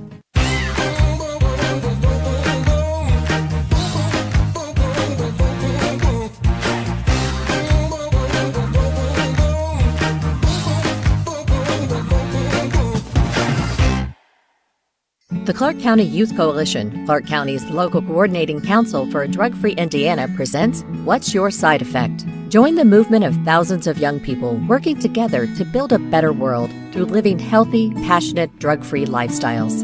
Our program includes tips that will help you live the good life and make chasing your dreams a lot easier. Get healthy, get inspired, get the facts at what'syoursideeffect.org. Funding provided by the State of Indiana Division of Mental Health and Addiction. You're born with the brain power to make smart choices and the opposable thumbs to click on them. You shop carefully for a lot of things, but what about your bank? Better borrowing rates? Yes, please. Lower fees? Duh. More money for you, less for the bank. Access to a cooperative network of convenient locations and a place where they go the extra mile for you. It's your money. Start right here. Centra Credit Union. Centra.org. Federally insured by NCUA. Equal housing opportunity.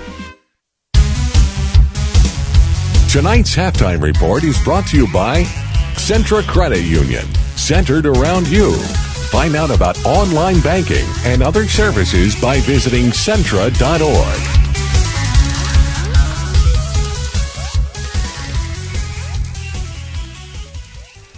And welcome back, Mike Beck. Jim Kazmarek here as our halftime coverage gets underway. And, Jim, it's been an interesting ball game so far. Yes. Not exactly what we would have drawn up or expected, but it's been fun and entertaining nevertheless. So, well, I expected Providence to be better. And I thought for sure they would rebound from last week's game. But I didn't expect them to be this much better. And they have really improved from last week to this week by adding some firepower to their offense by letting Jackson Murphy throw the ball. They have opened up the game and are dominating this game against a good Charlestown team. Yeah, it's halftime on homecoming night, and they're going to be introducing the King and Queen candidates, and we'll try to get that information to you. But we need to get Will to focus on those young ladies. Well, Ashton is up in the booth tonight. Oh, yeah, that's right. But she's focusing on the young men, I'm pretty sure. Yes. But I'll recap the scoring for you in the first half. All of it in the second quarter at the 11:57 mark, right at the beginning of the quarter. Gettelfinger put somebody on the board. Providence scored first with an 11-yard run. Extra point was good by Strebe. Then at the 5:06 mark, a 25-yard pass to Brian Wall by Jackson Murphy. Extra point was good. 14-0, and then right there at the end of the half, McClellan punches it in from 1 yard out, really 1 inch out. Extra point, the 2-point conversion, not good, and that gives you the score 14-6. Anything specifically that's surprising so far tonight? Well, surprising is the fact that Jackson Murphy is throwing the ball as well as he has, that Charlestown is playing poor pass defense. They're letting Jackson Murphy. It's not so much their secondary letting people get open. It's their defensive ends, outside linebackers that are letting Jackson Murphy run free. And then Murphy's doing a great job at slinging the ball deep, and his receivers keep running while the corners for Charlestown are freezing.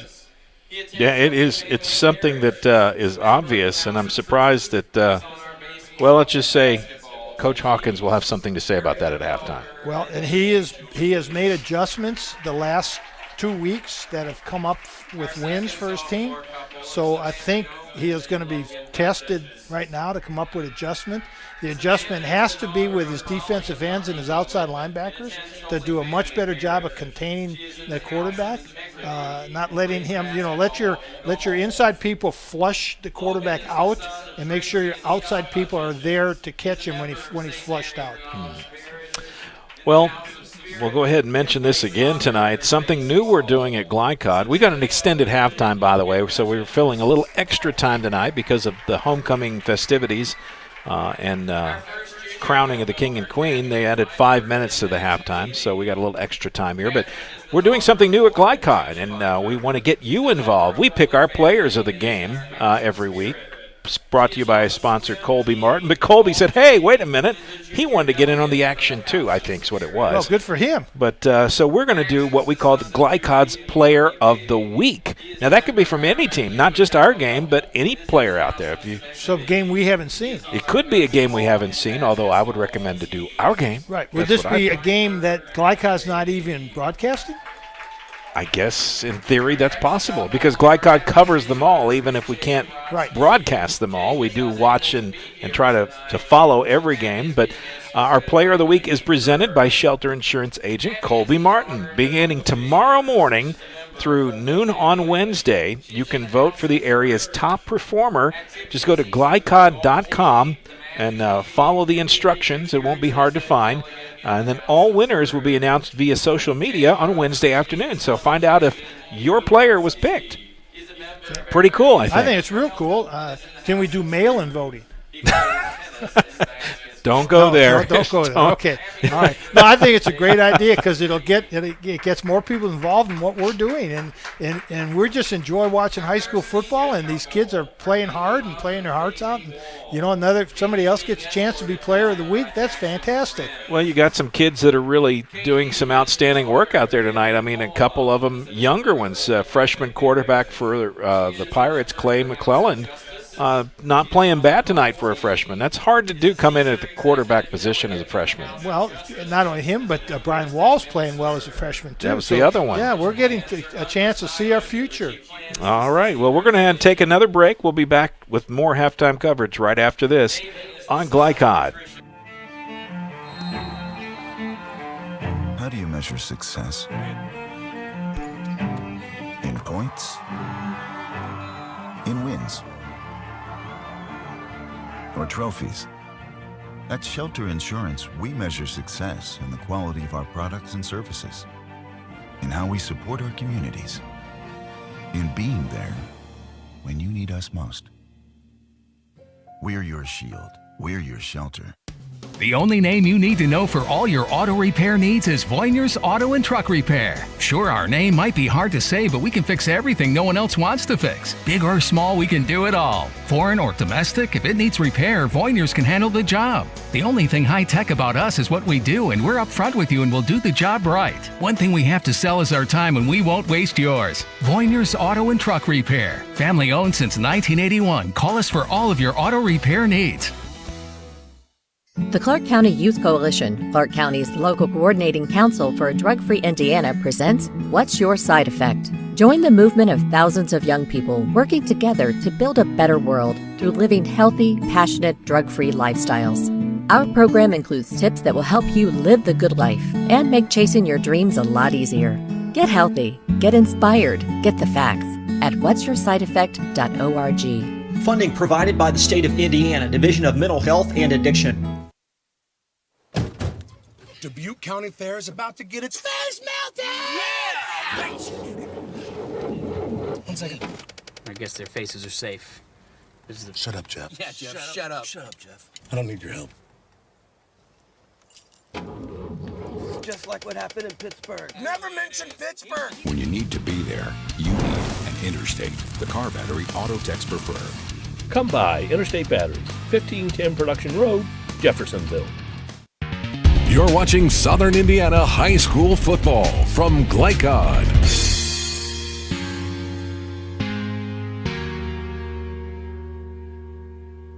Welcome back here. Mike Beck, Jim Kazmarek here. It's homecoming night. There is your... We just about have the entire grouping out there. One more set of couples, and I think we're going to try to pan down so you can see them. Some beautiful young ladies, some handsome men, lovely dresses tonight. And the guys are fairly sharp dressed. And it's hard to get a teenage boy to dress up. It's just hard. Yeah, you're exactly right.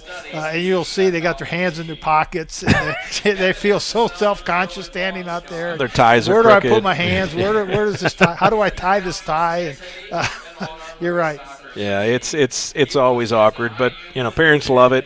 Yes, it is great. This is just part of high school, isn't it? It is a great tradition. So that is your candidates, your king and queen, or the potential king and queen will come out of that mix.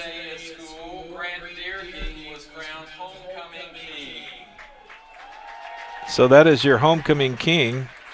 Here to crown our homecoming queen is last year's fall homecoming queen. So, Lydia, I'm sorry, I totally messed this up. CC Rush. CC Rush, the homecoming queen. From last year. From last year. She's going to crown this year's. Okay. Homecoming queen is Sophia Autois. Sophia Autois, the homecoming queen, and she's in that beautiful red dress. I don't know if they can get that or not. I think Ashton may have had to run to the ladies' room. But I said her dress is so pretty, it looks like fireworks. It is. It's a beautiful dress. So your homecoming queen has been crowned.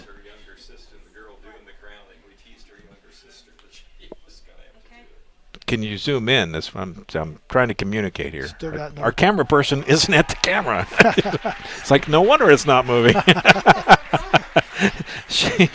Well, you know what? Everybody needs a break. Yep.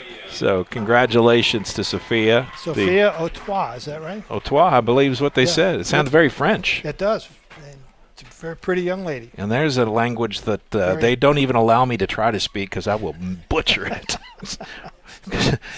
You can tell I was German by descent, and German and French just don't go together too well. There you go. You know, Mike, when I was in high school, I was Polish. I am Polish. I am Polish. And I took Spanish. So you think of a Polish kid trying to learn to speak Spanish. You know what? It used to be in America you could kind of joke and everybody would laugh and get along, but nowadays you have to be very careful. We're certainly not insulting the French or the Germans, or the trust Spanish me. Or the Polish. Or the Polish. We love them all. Yes, we do. We really do. Yes, we are. We are all brothers and sisters. Yeah, sometimes you just have to recognize our unique limitations or skill sets. Yes. But thank you, Ashton, for that look at our court out there. So there you go. It's homecoming night here at Providence. Good football game on the field. Perfect weather. Beautiful night. And good things happening here at Providence High School. We'll take another break, come back, and start talking about some adjustments and see if we can find out what else is happening in the football world. I know Steve Bird is juggling as many balls as you can juggle tonight. So he's going to try to get us some scores and updates as he can. But homecoming night here at Providence at halftime, Providence 14, Charlestown 6. We'll be back right after this. Hey, who are you? Oh, hey, Jeff, I'm a car thief. What? I'm here to steal your car because, well, that's my job. What? What? What? What? What? What? What? It happens.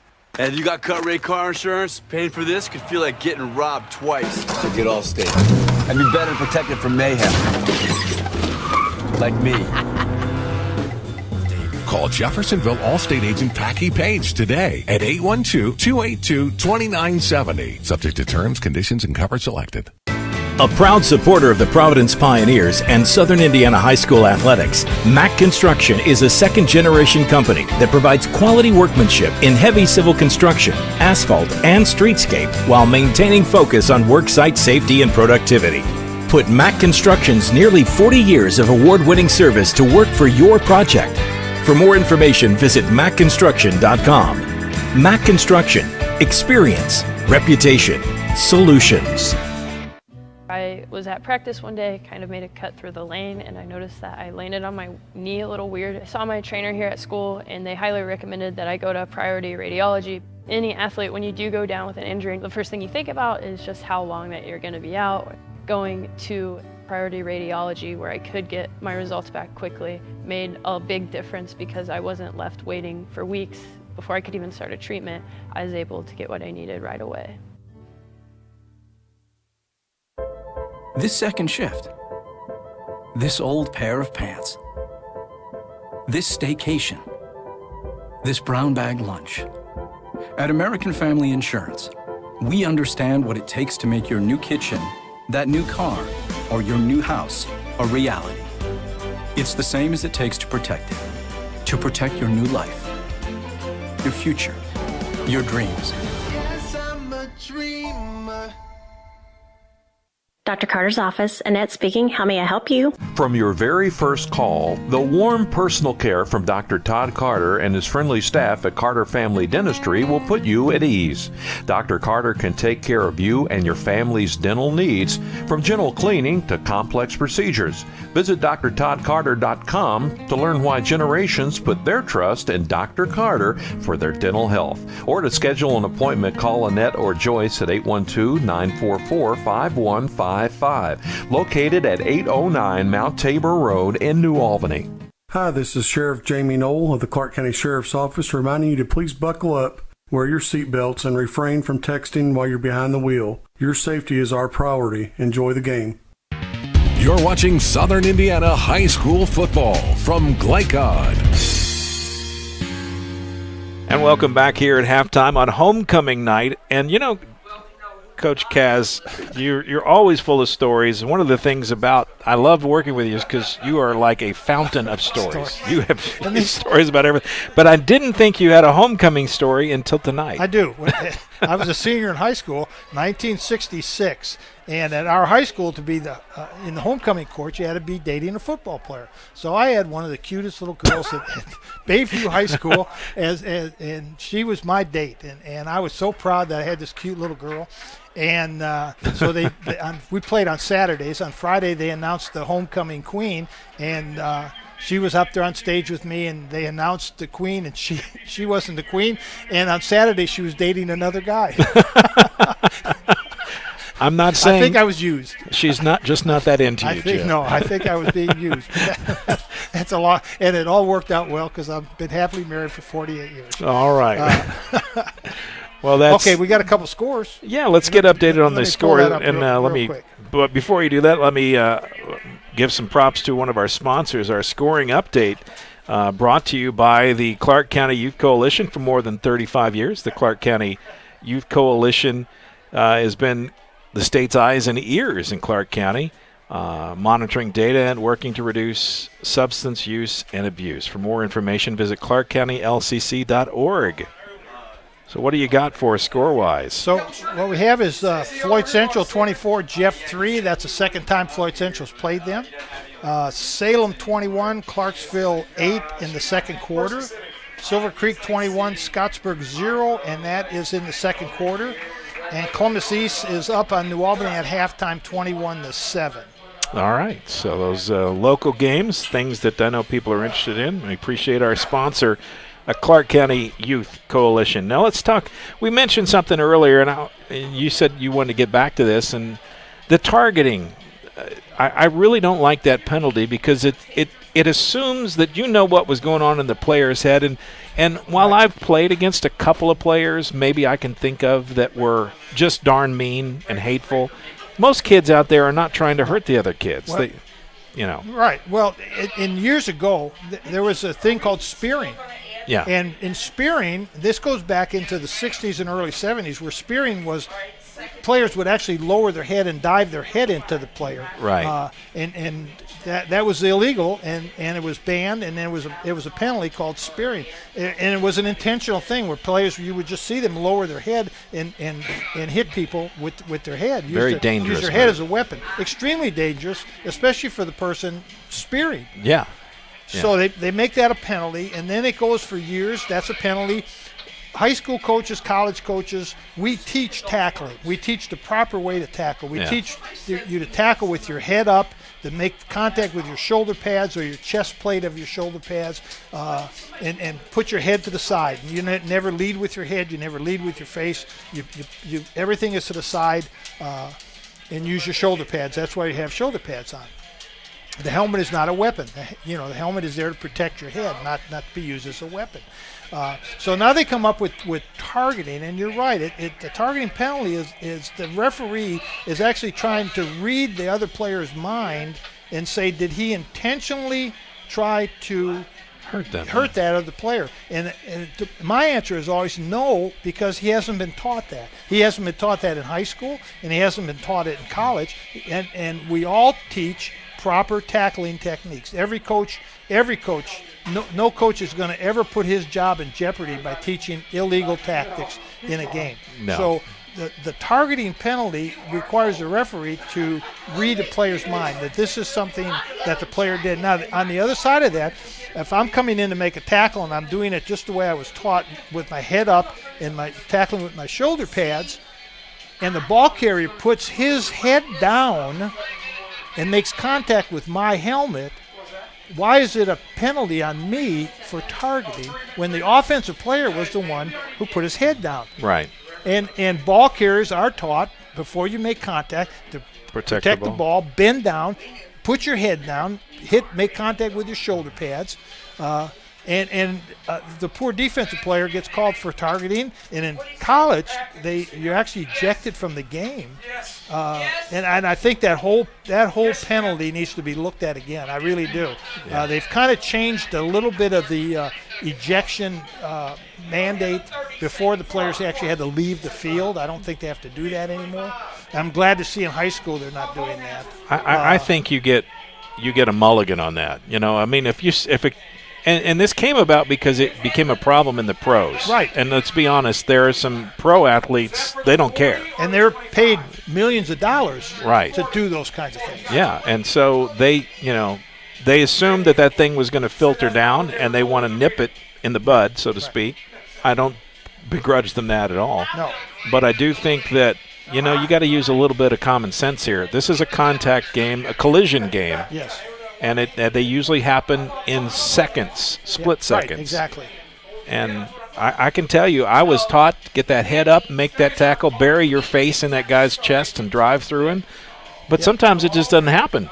Well, and a lot of times, Mike, and it's because the offensive ball carrier is the one who's dropping he's the one who's lowering his body because he's protecting his body also. You have stories. I've got one. Here's my story about this exact thing. This was before it was a penalty.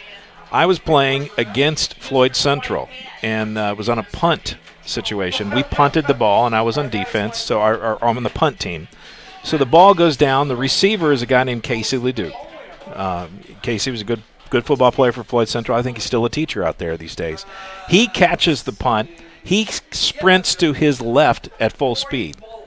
I'm one of the safety guys in the back protecting the punter, so I'm now sprinting to the right at full speed. I don't see him. He doesn't see me. We both clear the pile at the same time, and we're heading on a collision. Mm-hmm. And my first thought is, I got to get lower than him. Mm-hmm. And so I go down. He goes down. We miss our heads by millimeters, but I catch his knee. You caught his knee in your head. I caught his knee with my head. Yeah. I don't remember anything about the rest of that day. Right. I still played. It was before the concussion protocol. Right. But Coach Gary Austin, came up to me after the game. He said, Mike, I played for years in college. He said, that's the hardest hit I've ever seen in my life. And that's all I ever needed to hear. Yeah. For the rest of my life, I was good. Yeah. But, you just have to react. If he'd have gotten a little bit lower, we both could have had broken backs. Yeah, right. And you don't know. But like I say, Mike, there's not a coach in America, high school and college, who is teaching improper ways to tackle. Absolutely not. Yep. Time to get some game action going here. Long halftime. Let's get third quarter started. Good kick. Going to be taken, dropped, bouncing around, picked up. A lot of excitement on the returns tonight. Out across the 20 to the 24-yard line. They'll start there. Gettelfinger was Butterfinger that time. Xander Morris makes a nice open field tackle. So good stop. One of Charlestown's corners. So let's see what kind of adjustments Coach Hawkins makes this time. He's done it the last 2 weeks. Let's see what he does this time. And I'm going to say, Mike, he's got to get his outside linebackers and defensive ends. He's got to get them into containment mode on Jackson Murphy. Coach Hawkins may be one of the most underappreciated coaches in the area. He just consistently wins, and the thing that I've noticed about watching his teams play is that he adjusts about as good as anybody at halftime. 1st and 10, Jackson Murphy calls his own number, goes up the middle across the 30-yard line. Nice gain of about 6. It'll be 2nd and 4. Mr. Murphy wanted to start where he stopped. Last week he went from his 3-man line to a 4-man line, and then he went to a 6-man line against North Harrison. So let's see if he's gone to the 4-man line here. No, he's still in the 3 front. I'm waiting for the 12-man line here. 2nd down and 4. Murphy fakes the handoff, bounces outside. This time he can't get started. Yep. Brenner comes inside. We used to call that a swing stunt, where the outside linebacker swings inside the defensive tackle. He swung back inside. Nobody picked him up because the offensive tackle was blocking the defensive tackle. Good stunt. Good call. Loss of 2. It'll be 3rd down and That'll be third down and six. Yeah. So, are they going to let Murphy throw it again? I would. I'd let him throw it. The corners are giving big cushion on the receivers.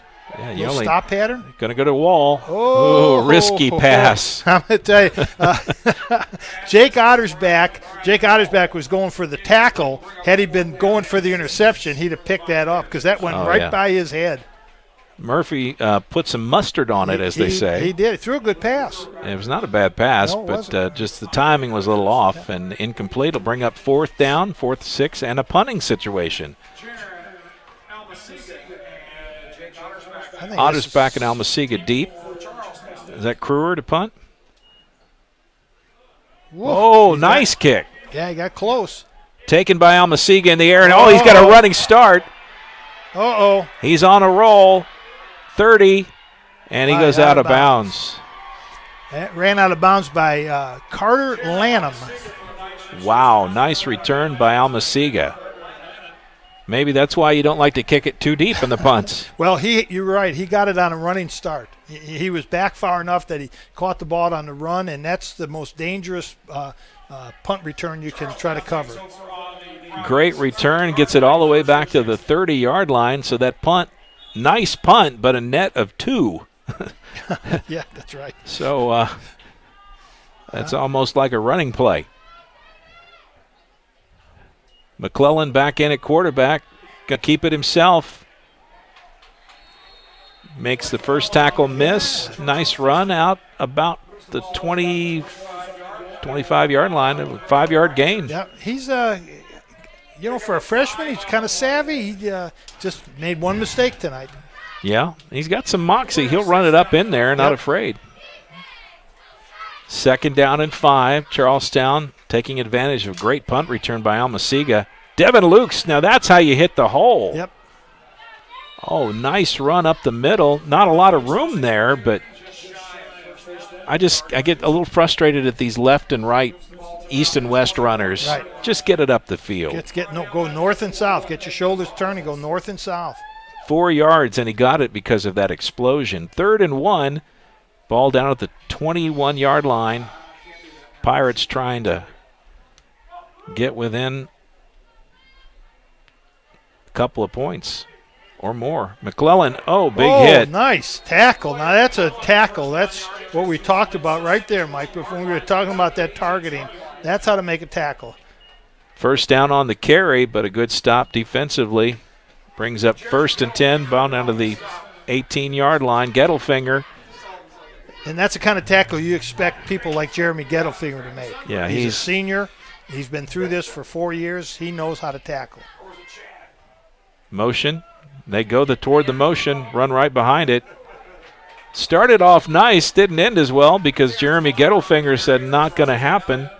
That ball carrier was Terrence Bonner. Terrence Bonner. Bonner, another freshman for Charlestown. That's one thing about Jason Hawkins. He's not afraid to give anybody who's willing to perform a chance. And I'm wondering, I don't see Devin Lukes out here at all. Well, he had that one carry where he hit the hole real quick, picked up 4, but he hadn't been back since. Got a little motion. Is he motioning? No, he's just going to reset. McClellan going to put it in the air. Has a receiver. Ottersback. What a nice pass and nice catch. Down inside the 5 to about the 2-yard line. 1st and goal for Charlestown, and here they go. Second half rally. Yep, second half rally. McClellan does a nice job. Real quick, got the ball 1 step, 2 step, throw it, little what we used to call a skinny post over the middle. That was pretty skinny, all right. And it was a nice catch, too, by Ottersback. 1st and goal, Pirates with the ball about the 2-yard line. Bonner, the tailback, he'll get the handoff. And he's in. And he just runs to daylight, as they say. Touchdown, Terrence Bonner, 2 yards out. And Charlestown trails 14-12. That was a nice play on Charlestown's part because Providence's Charlestown put that man in motion, and they faked the jet sweep. And Charlestown's Providence's defense went with the jet sweep fake, and he handed off the Bonner kind of on a little counter play, wide open. Nice play. Now they're going for 2. Put it on the right hash. It indicates that they're going to run a little sprint out pass here to the left or something here to the left. The smart move, the left-handed quarterback. Yeah, and give him a run pass option. And you got that big left tackle over there, Chianti Goodwin as well. That does help.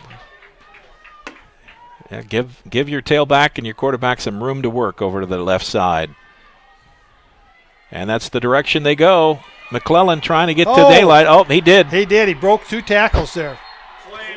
Clay McClellan, 2-point conversion.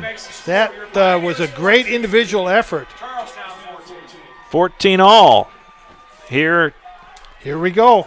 In the third quarter. Second half Pirates.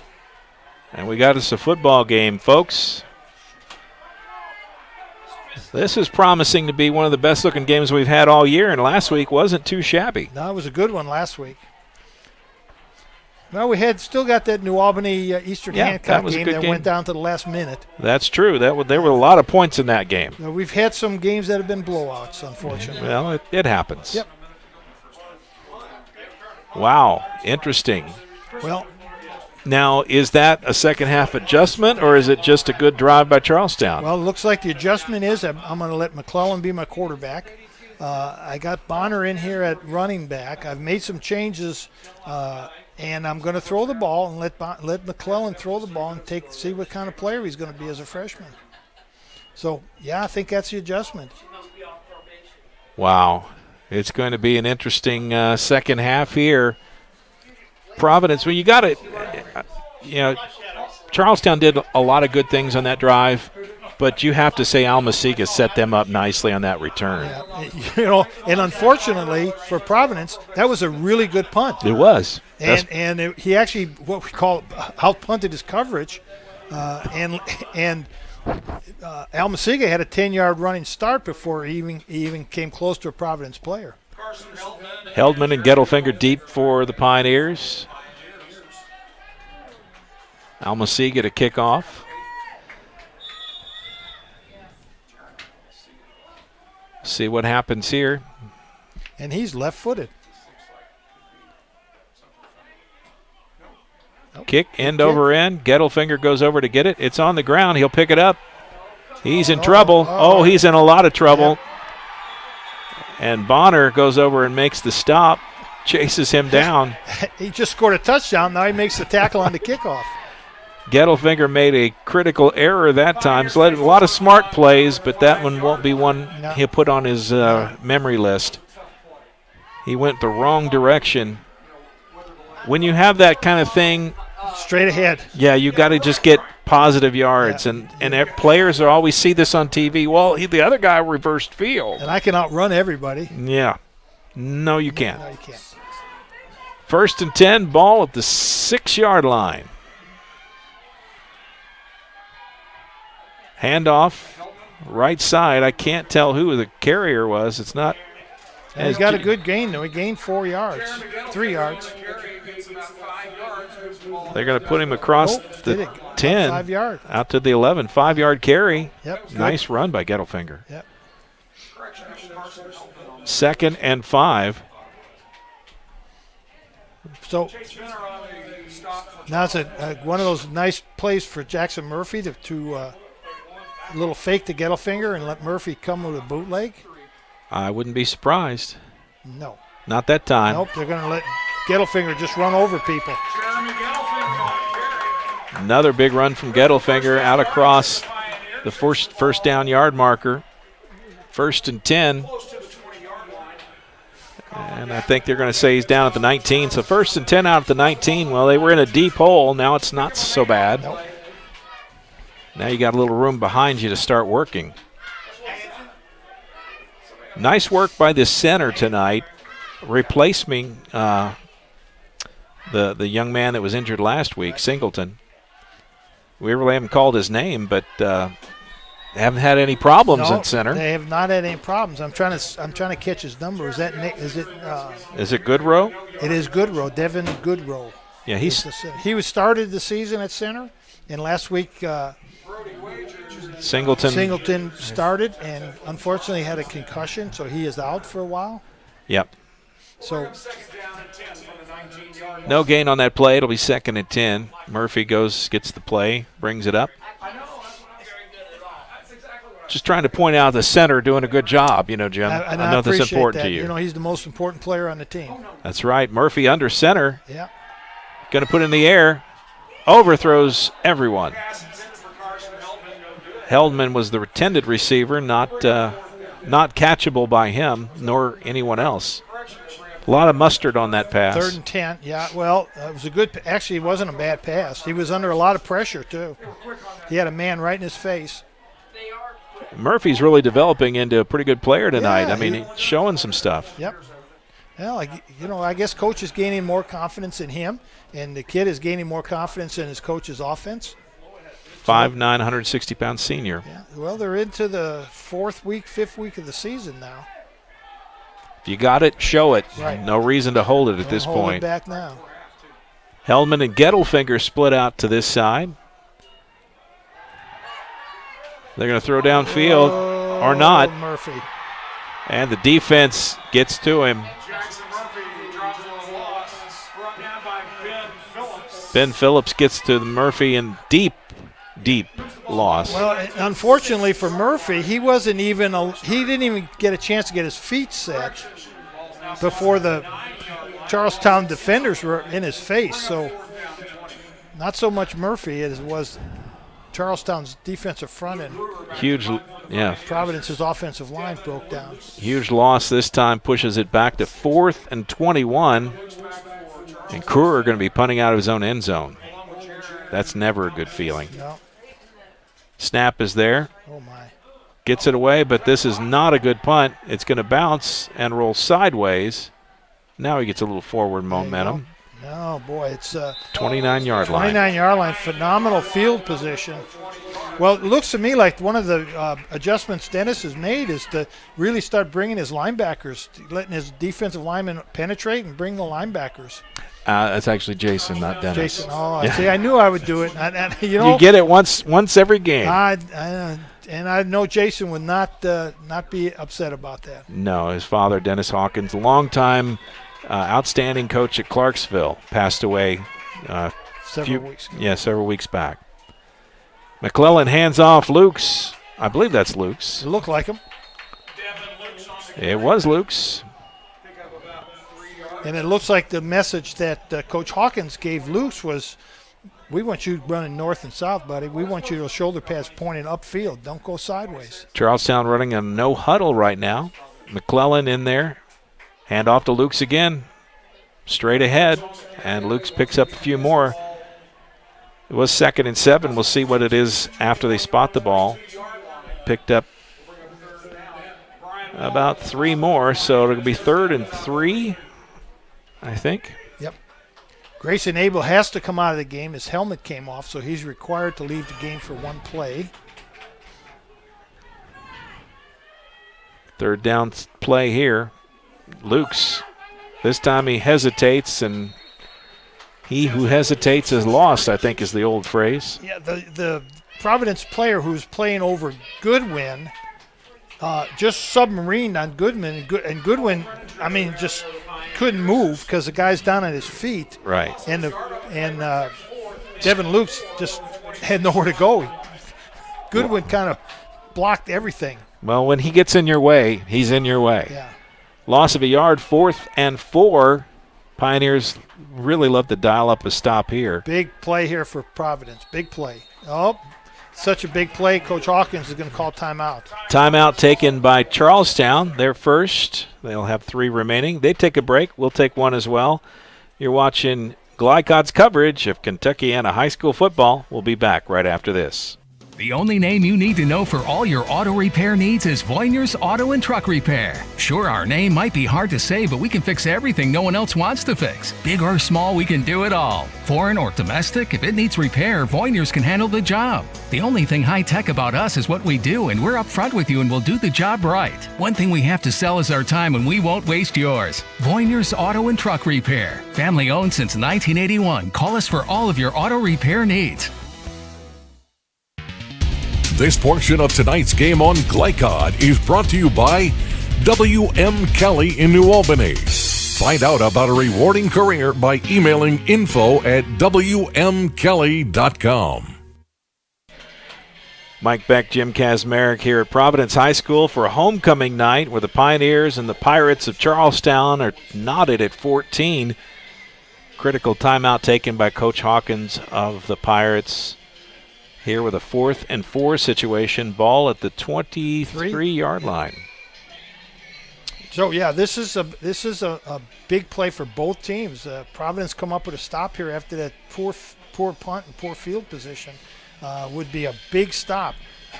For Charlestown, they really need to make this first down because they got ideal field position. Yeah. And to not take advantage of it would really hurt Charlestown. A tale of two wills here. Who's going to want it more? Well, I kind of like McClellan carrying the ball on some of those bootleg plays. It's hard to cover every man, that's for sure. McClellan is going to put it in the air. And it's broken up. Yes, nice play. Great defense. That's our friend David Wall. Brian Wall. Brian Wall, yeah. for freshman player of the week right here, baby. Yeah, he is making a name for himself tonight. He and Jackson Murphy are both doing a great job, but Mr. Wall certainly doing it on both sides of the ball. Yes, he is. He is making a name for himself tonight. 1st and 10, Providence dodges a bullet. They'll take over on 23-yard line. 1st and 10 Pioneers. Not to second guess coaches, but I would have thought McClellan would have been a little better suited to have a run pass option on that. Snap and a handoff. Gets to the 25. That's Gettelfinger. Out to about the 27, maybe the 28. Nice gain on first down. Yep, so Providence goes back to some of their staples right there. The Gettelfinger sweep with the quad receivers. 5-yard gain makes it 2nd and 5 out to the 28. Slow, steady drive. That's what the doctor ordered. Let's see if they can deliver here. Yep. Chew up some clock and drive down the field. Two teams pretty even tonight. Murphy under center. He's going to fake the rollout. And the ball, that was, I believe that was Gettelfinger again. That's right. Went to the right side. Little deceptive. I lost it there for a second. Out to the 30. Picked up 2. It'll be 3rd and 3. Let's see Gettelfinger come back here to the left side with that quad look with the crackback blocks. Only got a yard on that play. Let's see if Murphy can boot. Well, they don't want Murphy to bootleg left. He has under center again. That's interesting. Wonder what They've got away from the shotgun. Wonder what the reason is for that. Quick pitch out to the left. Oh. First down and more. Out across the 40-yard line is Gettelfinger. Good team effort tonight by Providence, yes. No matter how this turns out. Yes, good play calling because Charlestown was not ready for that quick pitch. No. Not at all. Their defensive end and outside linebacker were caught just napping on that one. 1st and 10, ball at the 41-yard line. Providence out of the danger zone. Now they got some room to work. And here comes Gettelfinger, goes to the right side. And diving forward, he'll pick up another 5 yards on that carry, and it'll be 2nd and 5. Man, you get 5 yards a carry, your coach feels really good. Yes, and all of a sudden, Providence is just moving the ball, moving the chains, moving the ball, eating up time. That's a good game plan right now. Keep feeding the beast. Yep. The ball's not heavy. Let him keep carrying it. He's running hard. Gettelfinger, the workhorse for the Pioneers all season long, but getting some help tonight from a couple of youngsters. Look for the quick pitch again. Murphy. Nope. Bootleg. Going to keep it himself. Trying to work off his block. Nice moving Murphy. He'll get the first down. Thrown out of bounds by Devin Lukes. Carson Hellman, the receiver, makes a great block right there. That kept that play alive. A couple of times Murphy was tempted to cut up early. He kept to the outside, and that helped him. 1st and 10 across midfield down to the 44-yard line. Nice-looking drive from Providence again. Okay, so now we go back to the fact that Charlestown's outside people are not keeping containment, not keeping leverage. Handoff, Gettelfinger dives through the right side, bounces forward. Picks 5 up, 4 more yards. 3 yards. Yeah, 3 yards. 3, and 3, and then 1. First down. That's 9 plus 1. Second down and 7. Just helping. It's hard to do that 3 yards in a cloud of dust anymore because they don't have any dust on these fields. It's a cloud of rubber now. Yeah, that's right. Second and 7. Pioneers. Murphy running over, talking to Coach McDonald. Yeah, let the clock run out. Well, they got play clock issues. They'll have to run one more here.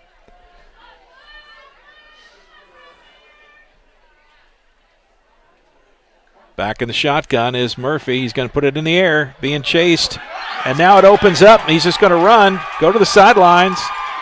Oh, he could deliver a blow before he goes out of bounds. Now we got a flag, and it's going to be on Charlestown.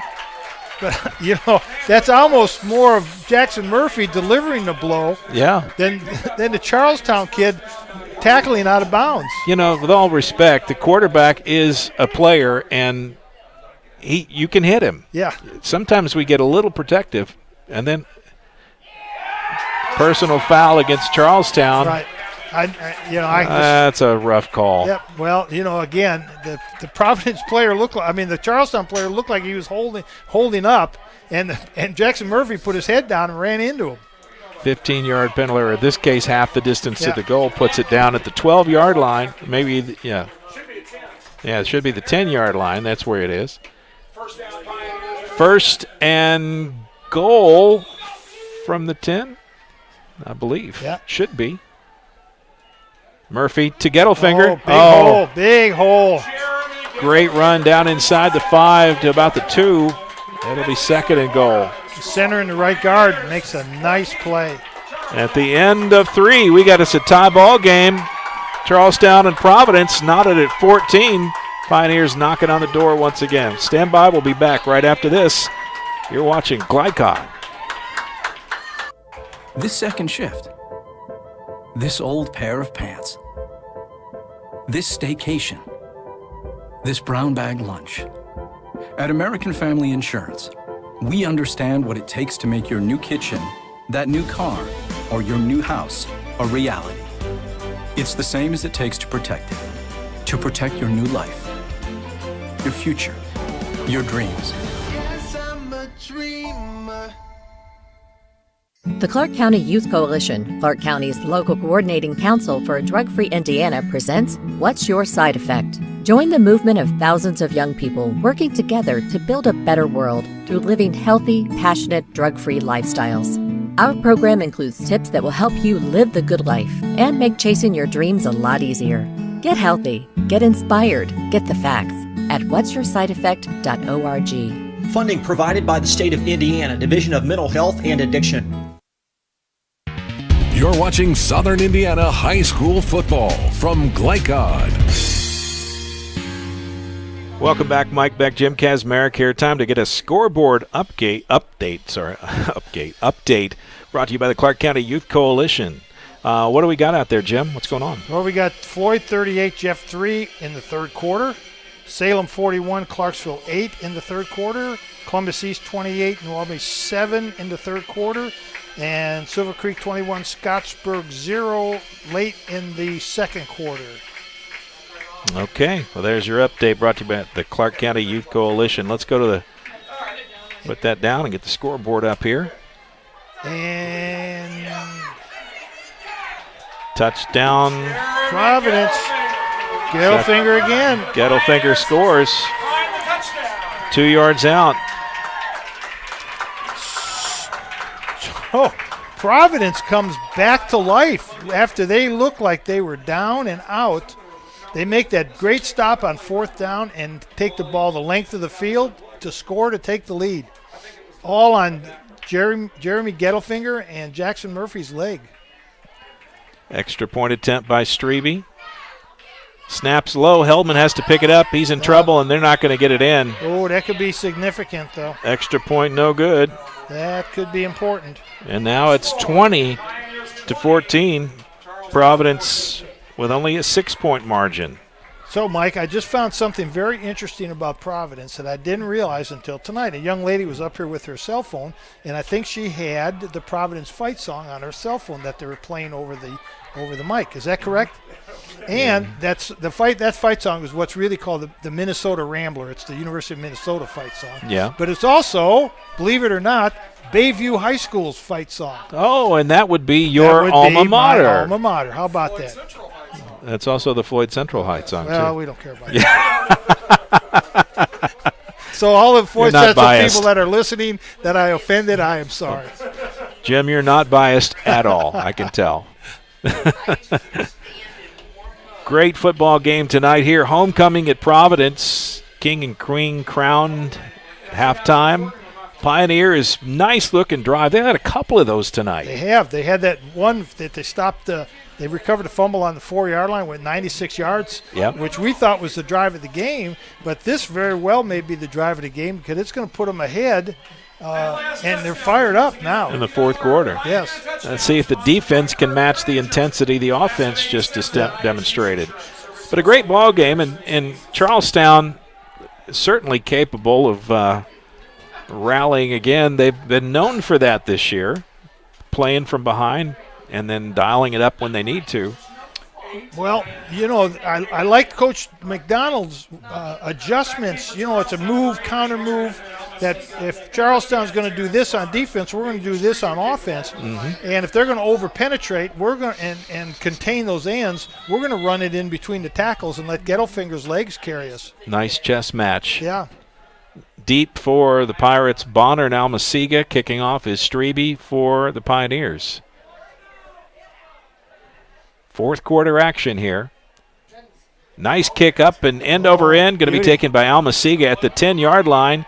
Gets a good start, and he's quick. Oh, but he's corralled. Who was that? I think that was our man. Brian Wall lassoed him. He and Jackson Murphy, the quarterback and wide receiver. Brian Wall, a freshman. This is his debut. He is stepping forward. He is making the plays. Oh, we got a timeout. And for some reason or another, we have a timeout. I wouldn't know why. 11:46. They're going to adjust the clock here to 11:46. I tell you what, those referees they got a sharp eye if they miss 16 seconds. And they're good. 1st and 10, ball all the way out to the 27-yard line. Pirates need to dial up a drive here. They got plenty of time to do it. And they've got the players and the ability to get it done quickly if they want. See what happens. Pioneer defense may have something to say about that. McClellan's still at quarterback. He is. Handoff straight ahead. Bounces around his Bonner. He goes nowhere. David Wall met him as soon as he got the handoff. David Wall is quietly becoming one of the best players on this Providence team this year. Very consistent. Yeah. Well, and I guess Brian Wall is his brother, I would assume. It is his younger brother. And so both of the Walls are making a name for themselves tonight. McClellan in the shotgun. He drops back. He's going to looking for help. Being chased. Nice forearm shiver. Oh, and a little dink. And in and out of the hands of Devin Lukes. Nice way of directing traffic from the freshman, though. Didn't he do a good job? I mean, he did a great job evading people. He did a great job of knowing where he was at on the field, and he did a beautiful job of putting a touch pass right in Devin Lukes' outstretched hands, and unfortunately just right off his fingertips. But great job by that freshman. We're seeing a lot of good football from freshmen. Yeah, there's a lot of football the next few years. Going to be some great ball players coming up. You just love that. There's always the next man up, next grade up.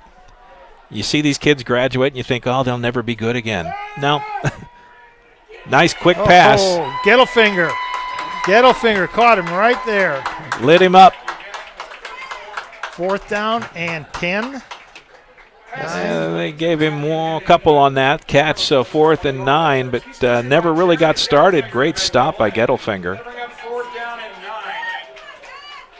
Punt return team is in. Preston Sweeney to kick for the Pirates. Deep. Jackson Taylor. Sweeney's been off and on with his punts tonight. Oh, that's a boomer. This one's a goodie. Yes, sir. That's a good punt. Kind of that kick side bounce, though. Doesn't get the roll, but a nice kick. And the ball down at the 32-yard line. Pioneers will have the ball, and they have the lead. And 10 minutes. And that was that was something Charlestown really needed, was to get a really nice punt and keep Providence back in the hole a little bit. 1st and 10, ball at the 32-yard line. Pioneers going to try to put together a drive that will eat the clock and maybe add some points to the score. That would be the perfect scenario for them. Pirates, on the other hand, wanting to get a stop. 3 and out. Gettelfinger looking for space. He makes his own. Yes. He ran right over Brody Wagers. Wagers gets the stop, but he took the punishment. Good run by Gettelfinger. Yeah, and tell you, Brody Wagers is a stout young man, and to get run over like that, that doesn't happen to him very often. 7-yard gain, 2nd down and 3. Ball at the 39-yard line. Tight formation by the Pioneers. Murphy under center. Handoff right side. That's Gettelfinger again across the 40 to about the 42. It's going to be close to a first down. Just short, I think, from the spot. See where they put it down at. They're going to say, is this 4th down or is this? 3rd down. They're going to move the chains. Yep. First down. It is a first down. 1st and 10.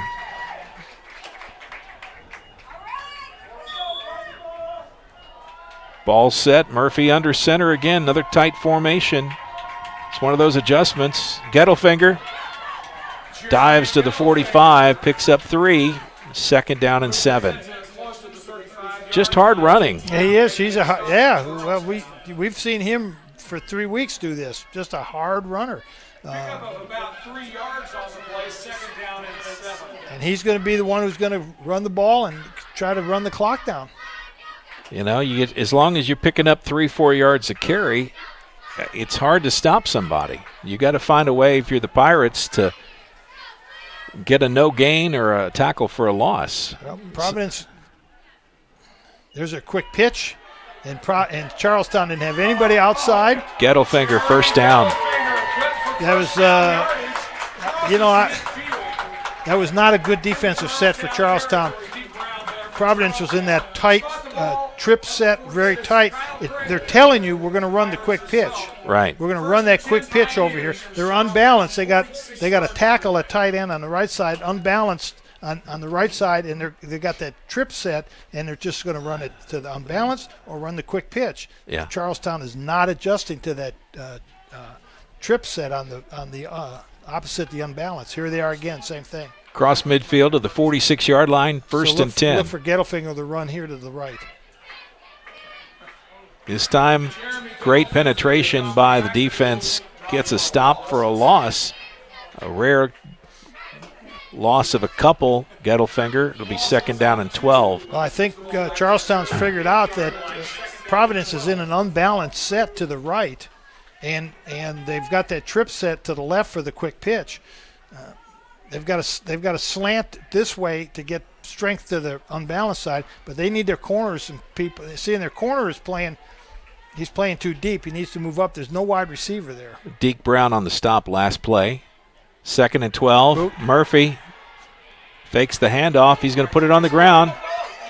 He's holding it a little loose. Once you cross the line of scrimmage, you can't throw, son. We got a flag here, and I believe we're going to get either holding or blocking the back. I believe. Not going to second guess, though.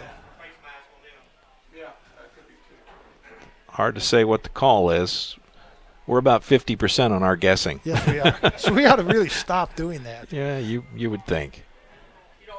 They won't tell you early either. They're going to have a conversation about it. Yes. They'll check the tea leaves. Oh, coming back. Yeah. 10-yard penalty, it appears to be. I thought that's what I saw was a block in the back. So pushes the ball back to the 50-yard line. Net result is you're going to have 2nd down but 14 because of the penalty. Still a good play call by the coach, that little bootleg play. Oh, no, it was working well. Yep. And like I say, Charlestown they've got to respect those the leverage, keeping leverage and keeping their defensive ends and outside linebackers outside. 2nd down at 14. Quick pitch here. Yep, here it comes. And there it goes. And Gettelfinger can't get going that time. Deke Brown chases him down from behind. No gain. And it'll be 3rd and 14. Yeah. And Preston Sweeney slowed him down a little bit so that Brady could make the play. It's a team game. Okay. Let's see what Providence can dial up this time on 3rd and 15. Do you go 2 downs here? Or do you punt? Not here, I don't. Not here, I don't. But if it's short yardage, yes. Yeah. But if it's. But I'm watching Jackson Murphy on some kind of sprint out bootleg, get outside of pressure. 3rd and 14. Murphy looking downfield, got time to throw. Oh my, pass interference. And there's all over him. Oh my, that's an easy call. Chase Benner and Devin Lukes, I think. Luke's not happy with the call. No, but they were tackling. Yeah, that was Isaac Ullman, the intended target, and he was draped by 2 Pirate players. Yep. Defensive holding. Say the coverage was tight would be an understatement. Yeah. All right, so we got 3rd down and 5. Now we have manageable. So now we're in 4 down territory. Yeah, well, it was actually 3rd and 4 from where they put it down at the 40. So big break for Providence now. That was definitely a pass interference call or a defensive holding call. 3rd and 4 from the 40-yard line. Providence going to put Murphy out. Rolling to his left. Oh, what a catch. What a catch. Don't tell me that's Brian Wall again. Was it Heldman? Heldman. Carson Heldman. Carson Heldman makes a great catch. Oh, my goodness. A lot of extension on that reception. Yep. Saw his hands go up and back over his head to hold on to it. Great catch by Heldman. And again, Jackson Murphy does a good job on just stretching that play out. He's sprinting, he's gained, and his receivers are gaining ground. He just does a good job extending the play. 1st and 10, ball inside the 25-yard line. Straight ahead is the dive play. Probably Gettelfinger. I didn't see for sure. No, it's not Gettelfinger. It's Kreninger this time. Picked up about 2.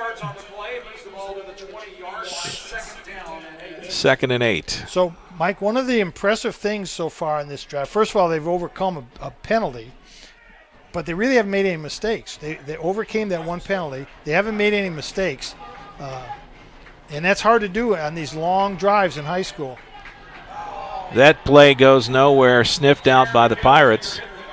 Gettelfinger met by Brody Wagers and Ben Phillips as well. What do you think? Murphy on a bootleg pass, sprinting, rolling out, looking for Wall or Holman. You got 3rd and 10. You got nothing to lose. Ball's right in the middle of the field, so you can go either direction. Sprint left. But I like Murphy. Give him some room to work. Yeah, right. Sprint left. Sprint left. Go to his strong side. He's a left-handed quarterback. See if Charlestown can come up with a plan here on defense. They got 2 plays to get 10 yards. Clock down to 4.5 to go in the ball game. Clock's in their favor. And a little quick pass out to Gettelfinger. Going to work off his blocks. Inside the 15-yard line and a late flag coming in. Yeah, I think we have holding on Providence. And that's going to come back. I think. Again, shouldn't guess. There was holding going on downfield. Yeah, there was a lot of that. Yeah. It's hard to hold, and when I say hold, I don't mean grab, but to keep those blocks engaged that long. Sustaining a downfield block is difficult without grabbing hold of something. Yeah, and there's the call, holding. That is a 10-yard penalty from the spot of the foul. So we'll see where they say it occurred. Looked to be about the 18-yard line. So we're going to have 3rd and maybe 14? Yeah. 15, 16, 3rd and 17. 16. 3rd and 16. It's the official call from the announcer. Well, again, now they got the ball in the right hash, so Murphy's left-handed. Let him sprint left, extend the play as long as he can. You know, he's very evasive. The Charlestown defenders have not been able to corral him. For what we've seen, the one thing you almost want him to fake the pass and just keep it on the ground and let that clock continue to work. He's going to sprint left. Oh, he's picking his lane straight ahead across the 20 down to about the 17-yard line. Nice gain to bring up a makeable 4th down play. 4th and 5. And clock clicks under 3 minutes, under 4 minutes.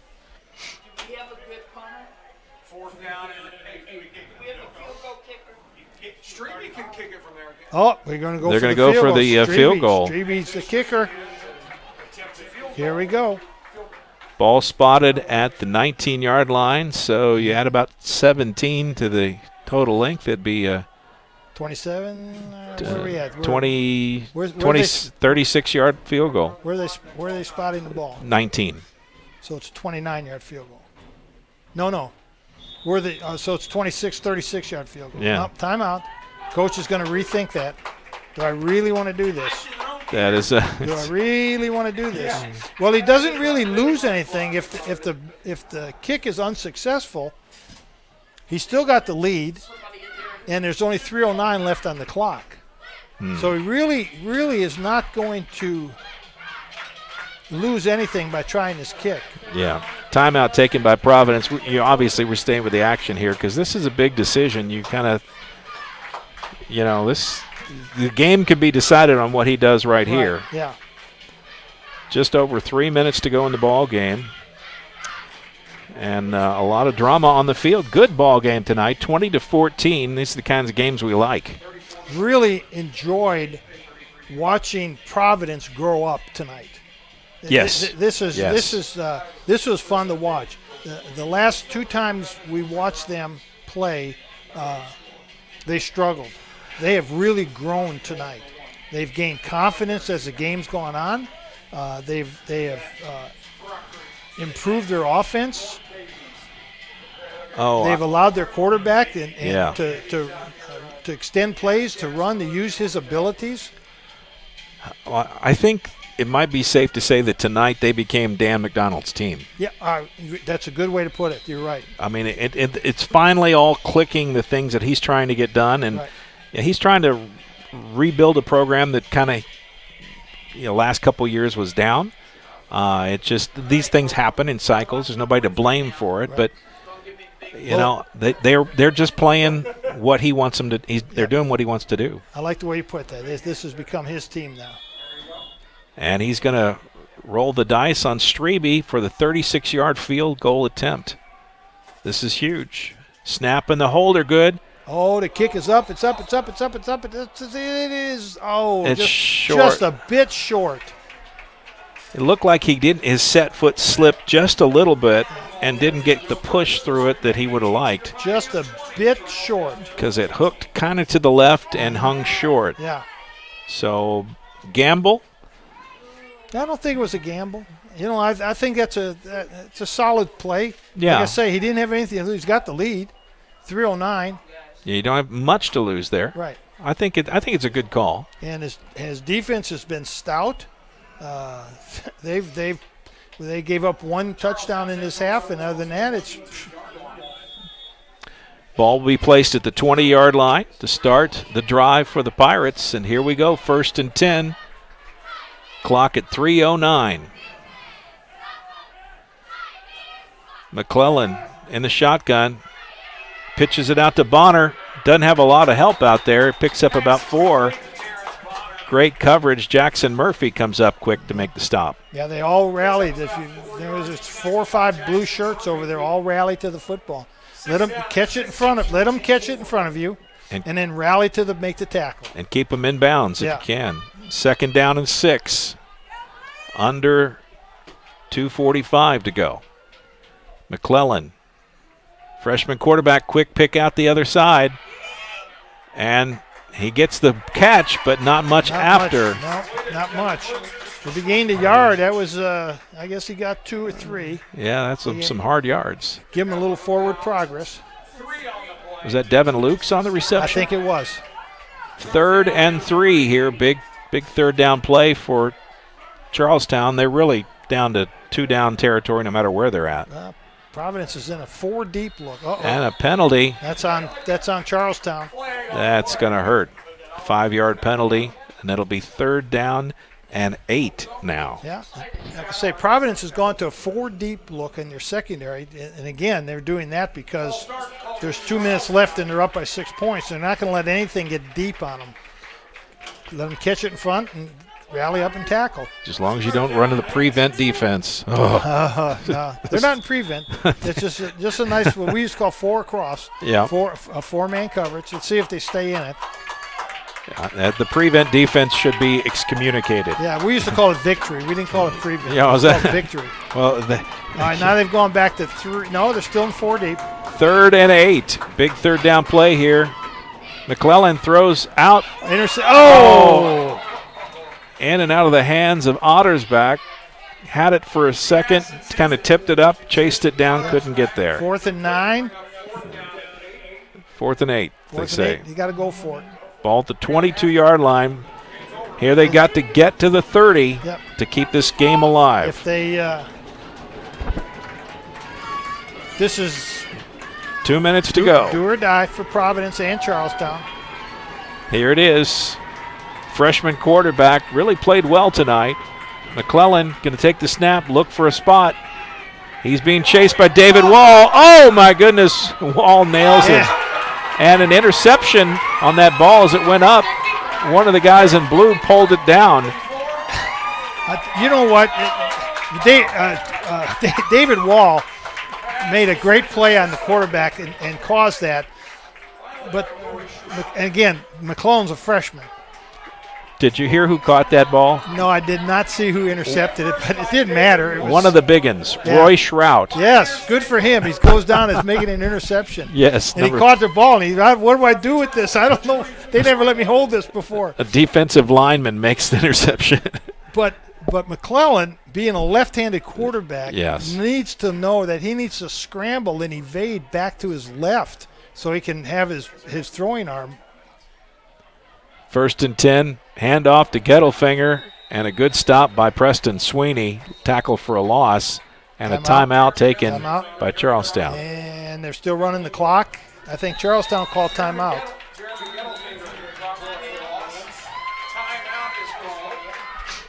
I think they're going to put a few seconds back up there. Yeah, they should. About 7 ran off. Nope. Yeah, is he coming over to tell him put time back on the clock? Probably will. I'm not calling him.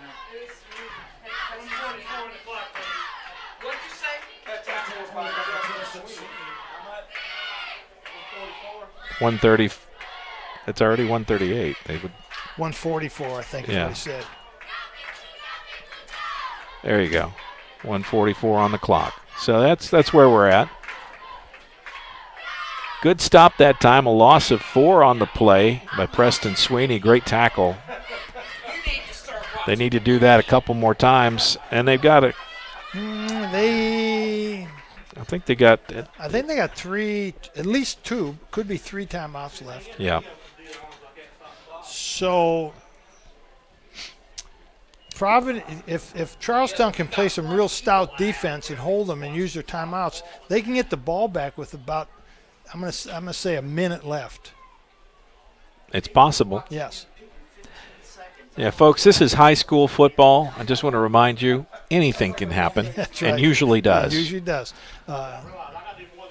So, yeah, no matter how many times you practice these situations, until you get in the game and have to actually use these situations, you don't know what's going to happen. 20-14 the score. Minute 44 to go in the ball game. Pirates and Pioneers both have 3 timeouts remaining. 2nd down and 14. Ball on the 30 or 28-yard line.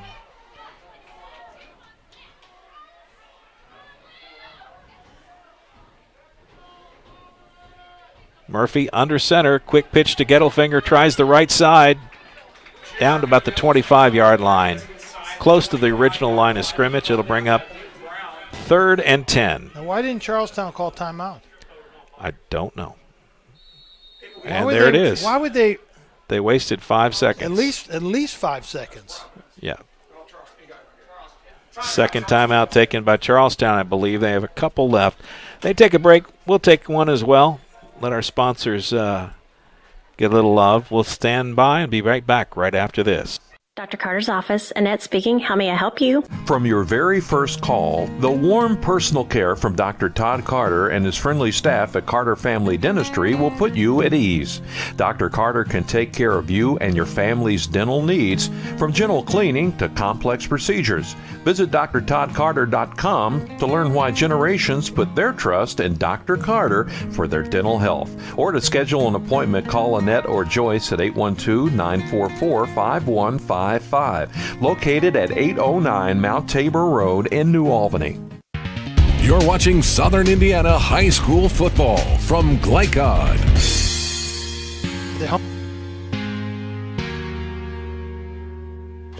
Welcome back here. Mike Beck, Jim Kazmarek. Pressure situation on the field. Pirates trying to figure out how to dial up a stop here. Pioneers lead by 6. I just got a text. My brother got power back. He and my father and my other brother live in Gulf Shores. He said the eye of the storm was 3 hours long because the storm moved so slow. Well, and if you're in the eye, that's a good thing because that's the calmest part of that storm. Yeah, till it passes again. It passes, yeah. And hits you from the other side. Yeah, when we lived in North Carolina, even though we were about an hour and a half from the coast, we went through 2 or 3 hurricanes. And if you've never lived through one of those, it's very interesting, the bands of rain that come through. And then the eye comes over, and then it's calm, and then the bands of rain and wind. Very, very eerie. Quick pitch. There it is. Quick pitch out to Gettelfinger, left side, gets the corner, turns upfield. He'll have some positive yards on a late flag. I think it's going to be holding on Providence. Reset. No. Open it back up. Okay, let's see what the penalty is. I think it's holding. Refresh. You'll have to reset the clock, but it's gone now. Look like penalty. Yeah, it looked like whoever was the pulling tackle, the left tackle, pulled out to lead the quick pitch, reached out and grabbed. So that makes things a little more difficult for Providence. They decline it. They what? They declined the penalty, and they make it fourth down. 4th and 6. Okay, I understand that now. 4th down. They'd rather have the time than the yards. Yes, but they better come up with a really good defensive stop here, Mike. Yeah. You know, now's the time. Sell out. If you got we had a stunt called the kitchen sink. Yeah. And that meant everybody was coming. Yeah, there was no free safety. Covers, yeah, it was cover zero, bring the kitchen sink. And Strebe going to come in and attempt a field goal. All right, well, there's a little gamesmanship here. Yeah. And they're going to take another timeout to discuss it. Providence called timeout. This time the Pioneers take it. We'll take a break. We'll be back right after this. It'd be a 37-yard field goal, 1 yard longer than the other one, Mike. Yeah. All right, we'll be right back. Nobody wants to be told that they have cancer. When you find out that you have cancer, you want to make sure and try to get it treated as quickly as possible. That's what Priority Radiology did for me. The time they saved me from fretting about it is something I can't repay. They got me my results within 3 hours. It's unheard of to get that kind of results that quick. I can't hardly tell you how important that was for my mental state. It really helped me get through that day. You're watching Southern Indiana High School football from Glycod. Welcome back here. Mike Beck, Jim Kazmarek. precious minute and 20 seconds left in the ball game. Interesting call here. Coach McDonald burned a timeout because he showed field goal, and I think Charlestown wanted to see what they were going to do. Interesting call. Yeah, well, and it's 1 yard longer than he had before. It was just the kick came up just a tad short. So, now Strebe knows what he needs to do to make this one. Yeah, I think he's got the leg for it. I think his plant foot slipped just a bit on that last attempt. I mean, yeah, I could be wrong, but I was a holder in high school, so it's one area that I focused on quite a bit. I think he's got the leg. It's on the hash mark where he can push it to the right a bit. So I'd say that's a better shot than trying to push it across his body in the other kick. Here's the little to lose here. Snap and the hold and the kick. It's me. It hit the upright. It hit the crossbar. Yeah, the crossbar. And bounced over. Holy cow. Holy cow. Nathan Strebe. Just cemented the win, most likely. He was just a little short last time, so he knew what he had to do, and you're right. I watched him. His plant foot did not slip that time. Got just enough. Hit the crossbar and skipped through. And skipped over. So many times they hit the crossbar and it bounces back. He did a doink. That's a doink. Yeah, instead of a dink. No, yeah, it's a doink. It hit the crossbar, goes doink, and rolls over. Yes, what a great moment here for the homecoming fans. Providence sold out tonight at COVID capacity, we'll say that. And so glad for Coach McDonald. He's getting his first win. At least it appears that way. They're up by 9. It's really tough to imagine a scenario where this doesn't work that way. It's hard to get a 9-point play. But I mean, it's a high school football game, Again. Mike. So, a kick return and an onside kick, and holy cow, what's going to happen then? Yeah, anything's possible. Yeah. So do you onside? Just squib it down there. Or just squib it down? Yep. Try to prevent the return? Right, because Charlestown's had some pretty nice returns. They sure have. So I think I'd tell Strebe just this no onside kick. I don't want to give him that kind of field position. But I'm gonna squib it right down the middle, and the ball takes funny bounces, and we'll see what happens. Yeah, just don't kick it out of bounds.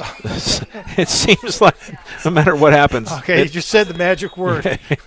I probably put a hex on him now. Strebe goes back. He'll step it off. Yeah, he got. He goes back a good 10 yards. Well, he goes back 9. Yeah. He walks over. Kickers are very, very regimented. Yeah, well, they're kickers. That's all I need to say. They're kickers. Here you go. Yep, there it is. A good squib kick. Great squib kick. Yeah, there you go. Henning picks it up after a couple of bounces, dances around. Oh. Lateral. What the heck? Uh-oh. And now 2 men to beat. Yeah, don't worry about it because it's coming back. It's going to be a forward lateral. He tossed it to Kyle Craig. I'm not in a good angle to tell whether it was a lateral or not, but I think the refs were. Yeah, and I think that flag indicates it was a lateral because it was right at that spot. Nice effort. Nice try by Henning. And are they going to pick the flag up? Nope. Yep. Illegal forward pass. Yep.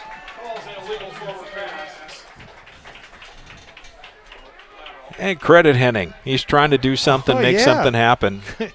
And I wonder if Coach practiced that play. I'm not so sure that was something you would practice. But we used to practice that. We'd call it rugby. End of the game, we're down. We need to score. Whatever you do, don't get tackled with the ball. Find somebody that's open and throw them the ball. Lateral it to them.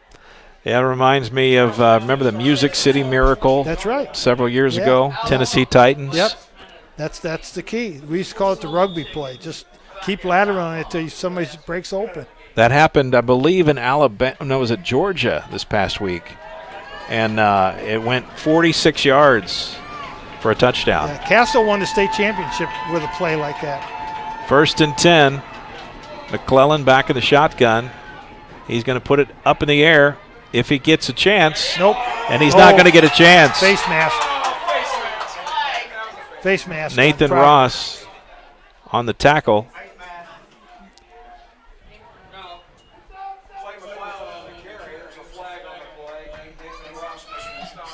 Chews up about 10 seconds. Clock down to 55. Is that they're going to give him the 15-yard or the 5-yard version? It should be 15. When you bring him down with the face mask, that's the 15-yard penalty. Yep. And again, for the Providence player, he's trying to make a play. He's not trying to grab that face mask. He's just trying to make a play and try to reach that quarterback, and it just happened that the face mask got in the way. Oh, absolutely. First and 1. McClellan going to put it out in the flat, and that time he hurried it. He had an open receiver, but just rushed the throw. 2nd down and 1. Clock stops with the incompletion. Clock at 51. And most of this really is academic, but it's good practice for Charlestown in their hurry-up offense, trying to chew up some ground. Providence playing everybody deep except 3 down linemen. Every rep that McClellan can get is going to make him a better player. Going to put it up over the middle, and it's intercepted. Yeah. And you see how smart Gettelfinger was on that, Mike. He intercepted the ball. He knew he could have scored, but they don't need to score. All he needed to do was take a knee. Yeah, just take the knee and sit down. And we got a penalty. We have another penalty. Before we celebrate, we'll find out what the penalty is. Have to see what the penalty is. Would it be holding, I'm guessing? I didn't. It's hard to say. Personal foul against Providence. Oh, my goodness sakes. Is that after the change of possession, though? So it's after the interception. So it will be Pioneers' ball, but it's all academic from here on out. Take a knee and end of the game. Ball will come out to midfield, I believe. Yep. They put it down at the 50, and it'll be 1st and 10 at that spot. Yep. 45 seconds. A knee, and that should just about do it. Now this is a time for the victory formation. Gettelfinger, yes, a little deep. This is the victory formation, not the victory defense. Yeah, you'd much rather run this than the other, honestly. Hey, you know what? Coach McDonald has done a phenomenal job. This is just in this past week, and you're right. This game here solidifies this team as Dan McDonald's team. But I bet you, because of the confusion going on here, I bet they really haven't practiced the victory formation enough. They need to start thinking about victory and practice this formation more. That's right. Murphy takes a knee. Clock will start with that. And yeah, let it run down. No, the game's over. No reason to run another play, I don't believe. No, let the play clock go too. Good job. Yep. Play clock is behind the game clock, and that's going to be all. So they can't officially shake hands, but the players on the field are acknowledging each other. Great ball game tonight. Fantastic game. Both teams played well, but good for Ed. Coach McDonald is getting a bath. They don't have a water bucket anymore, but the players are drenching them with their water bottles. Well, so good for him. You can't do a Gatorade splash anymore on the coach, but we can throw water. Good for Coach McDonald. Good for Providence. Pioneers finally get off the schneid. They get a win tonight. They move to 1-3. Big, well-earned, hard-earned victory over the Charlestown Pirates. Final 23-14. We'll take a break. Be back with our post-game coverage right after this on Glycod. In one fell swoop, one innocent city. Dr. Carter's office, Annette speaking. How may I help you? From your very first call, the warm personal care from Dr. Todd Carter and his friendly staff at Carter Family Dentistry will put you at ease. Dr. Carter can take care of you and your family's dental needs, from gentle cleaning to complex procedures. Visit drtoddcarter.com to learn why generations put their trust in Dr. Carter for their dental health. Or to schedule an appointment, call Annette or Joyce at 812-944-5155. Located at 809 Mount Tabor Road in New Albany. You're watching Southern Indiana High School football from Glycod.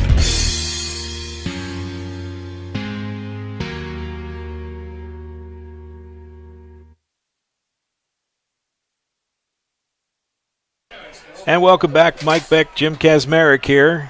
And the final score, Providence 23, Charlestown 14, and a well-played, well-earned victory for the Pioneers. Let's recap the scoring. It all started at the 11:57 mark of the second quarter when Gettelfinger took it in from 11 yards out. The extra point good, 7-0. Then at 5:06 in the second, Providence extended the lead on a 25-yard pass to Brian Wall. 14-0 was the score. At the 12-second mark, just 12 seconds left in the half, Charlestown gets on the board. Extra point no good, 14-6. That was McClellan on a 1-yard run. In the third quarter, Charlestown tied it up. Bonner carried it in from 2 yards out. McClellan, the 2-point conversion, knotted it at 14. And then in the fourth quarter at the 11:53 mark, Gettelfinger again, 2-yard carry. Extra point not good that time, but Strebe finished the scoring with about 1:20 to go, a 37-yard field goal in the final, 23-14. Any thoughts on some of what we've seen so far? Well, Mike, this was not what we expected. We were talking before the game. We really thought Charlestown had a good handle for this game, and Providence was still building. What we saw last week wasn't indicative of what we saw tonight. They made in that period of the week. Providence has made tremendous improvements. Played typical Providence game though, but really played a fine game. Coach McDonald should be congratulated and very proud of the way his team performed tonight. On the other hand, I think Coach Hawkins has got to be very disappointed with the way his team played tonight. I was surprised that they didn't have much firepower. No. There really was not much going on for them. They were controlled both offensively and defensively. It's hard for an offensive left tackle to take command of a game. So, Goodwin really was not a factor in this game at all. You would have thought they would have just ran right over the top of him every time. And Providence had a good plan of just submarining. We don't have anybody as big as him. We're just going to kind of submarine and make a pile up by his feet. Yeah, and it seemed to work. So yes. We'll go ahead and take another break. We'll come back with our outstanding players of the game. We'll tell you who that is right after this on Glycod.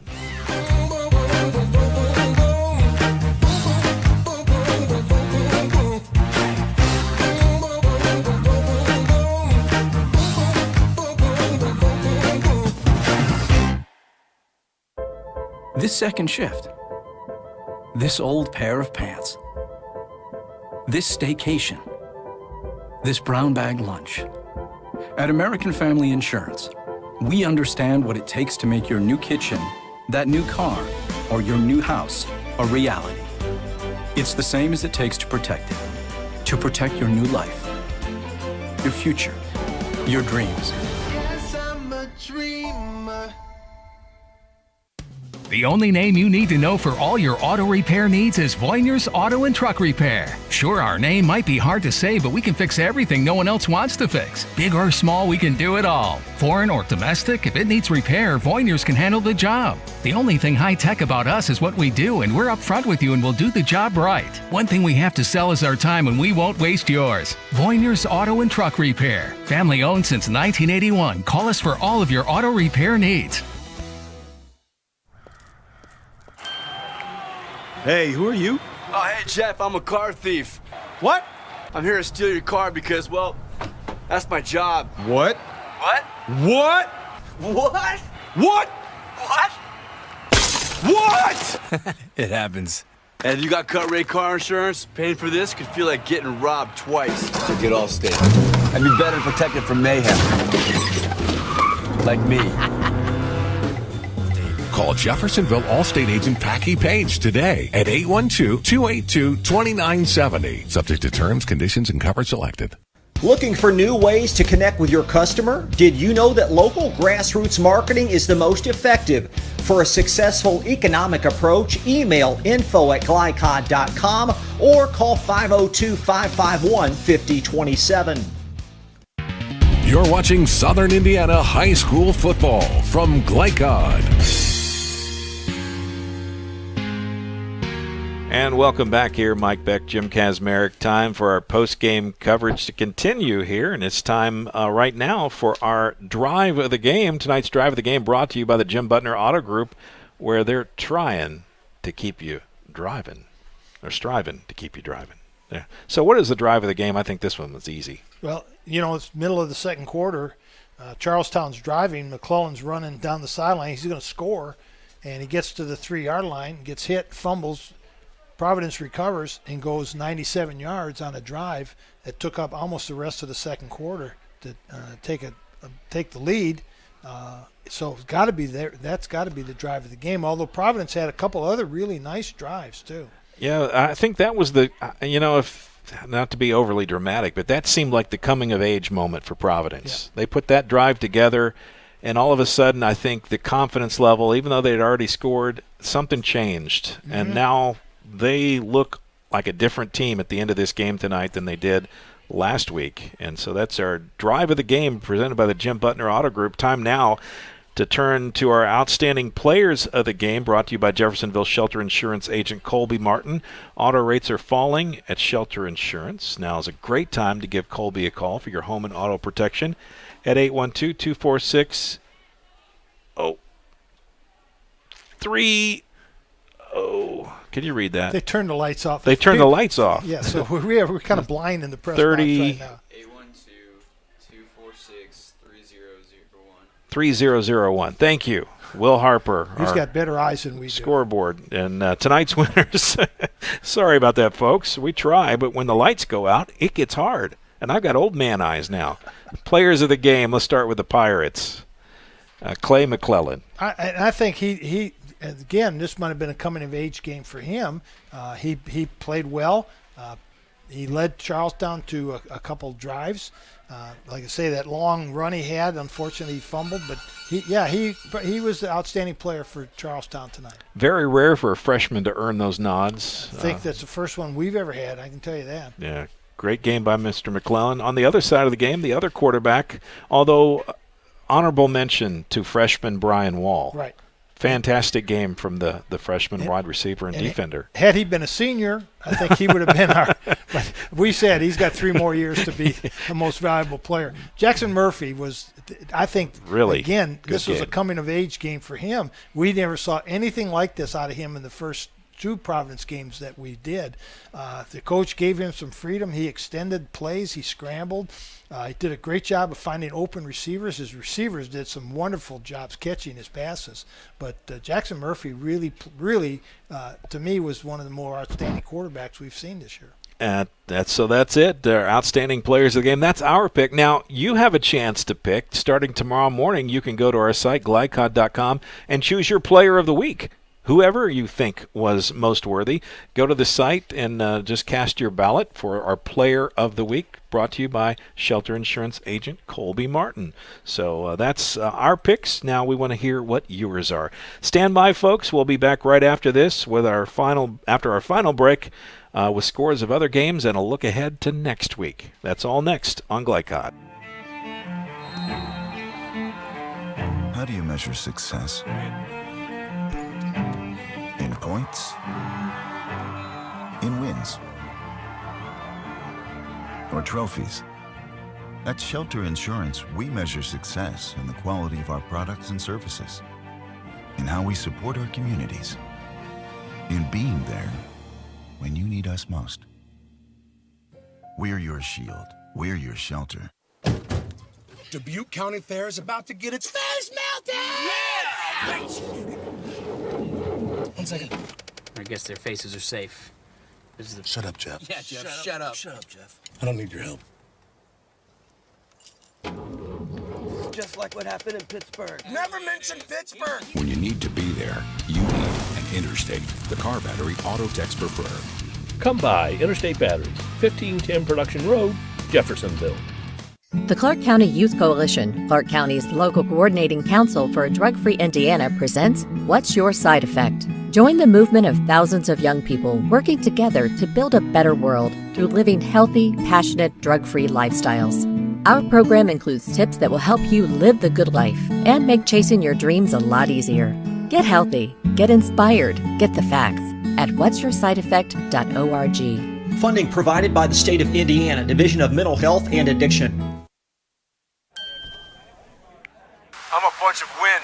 And just like your stomach after that strip mall sushi, well, I'm a bit unpredictable. Let's redecorate. What's the matter, Tanya? I thought you loved being spontaneous. I do. And if you got the wrong home insurance coverage, I might break the bank too. So get Allstate and be better protected from mayhem, like me. Call Jeffersonville Allstate agent Packy Page today at 812-282-2970. Subject to terms, conditions, and coverage selected.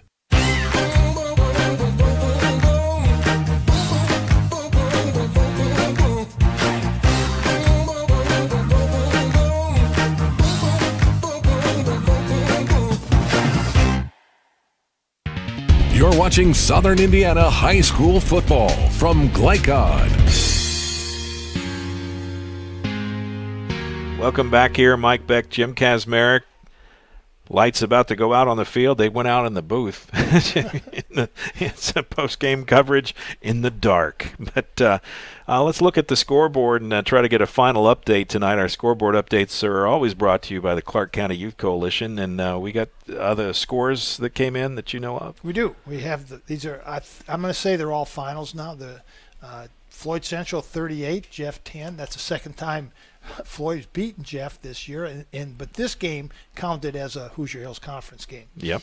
And that's because both Floyd and Jeff had games against Louisville schools who hadn't started football yet. Yep. At the beginning of the season.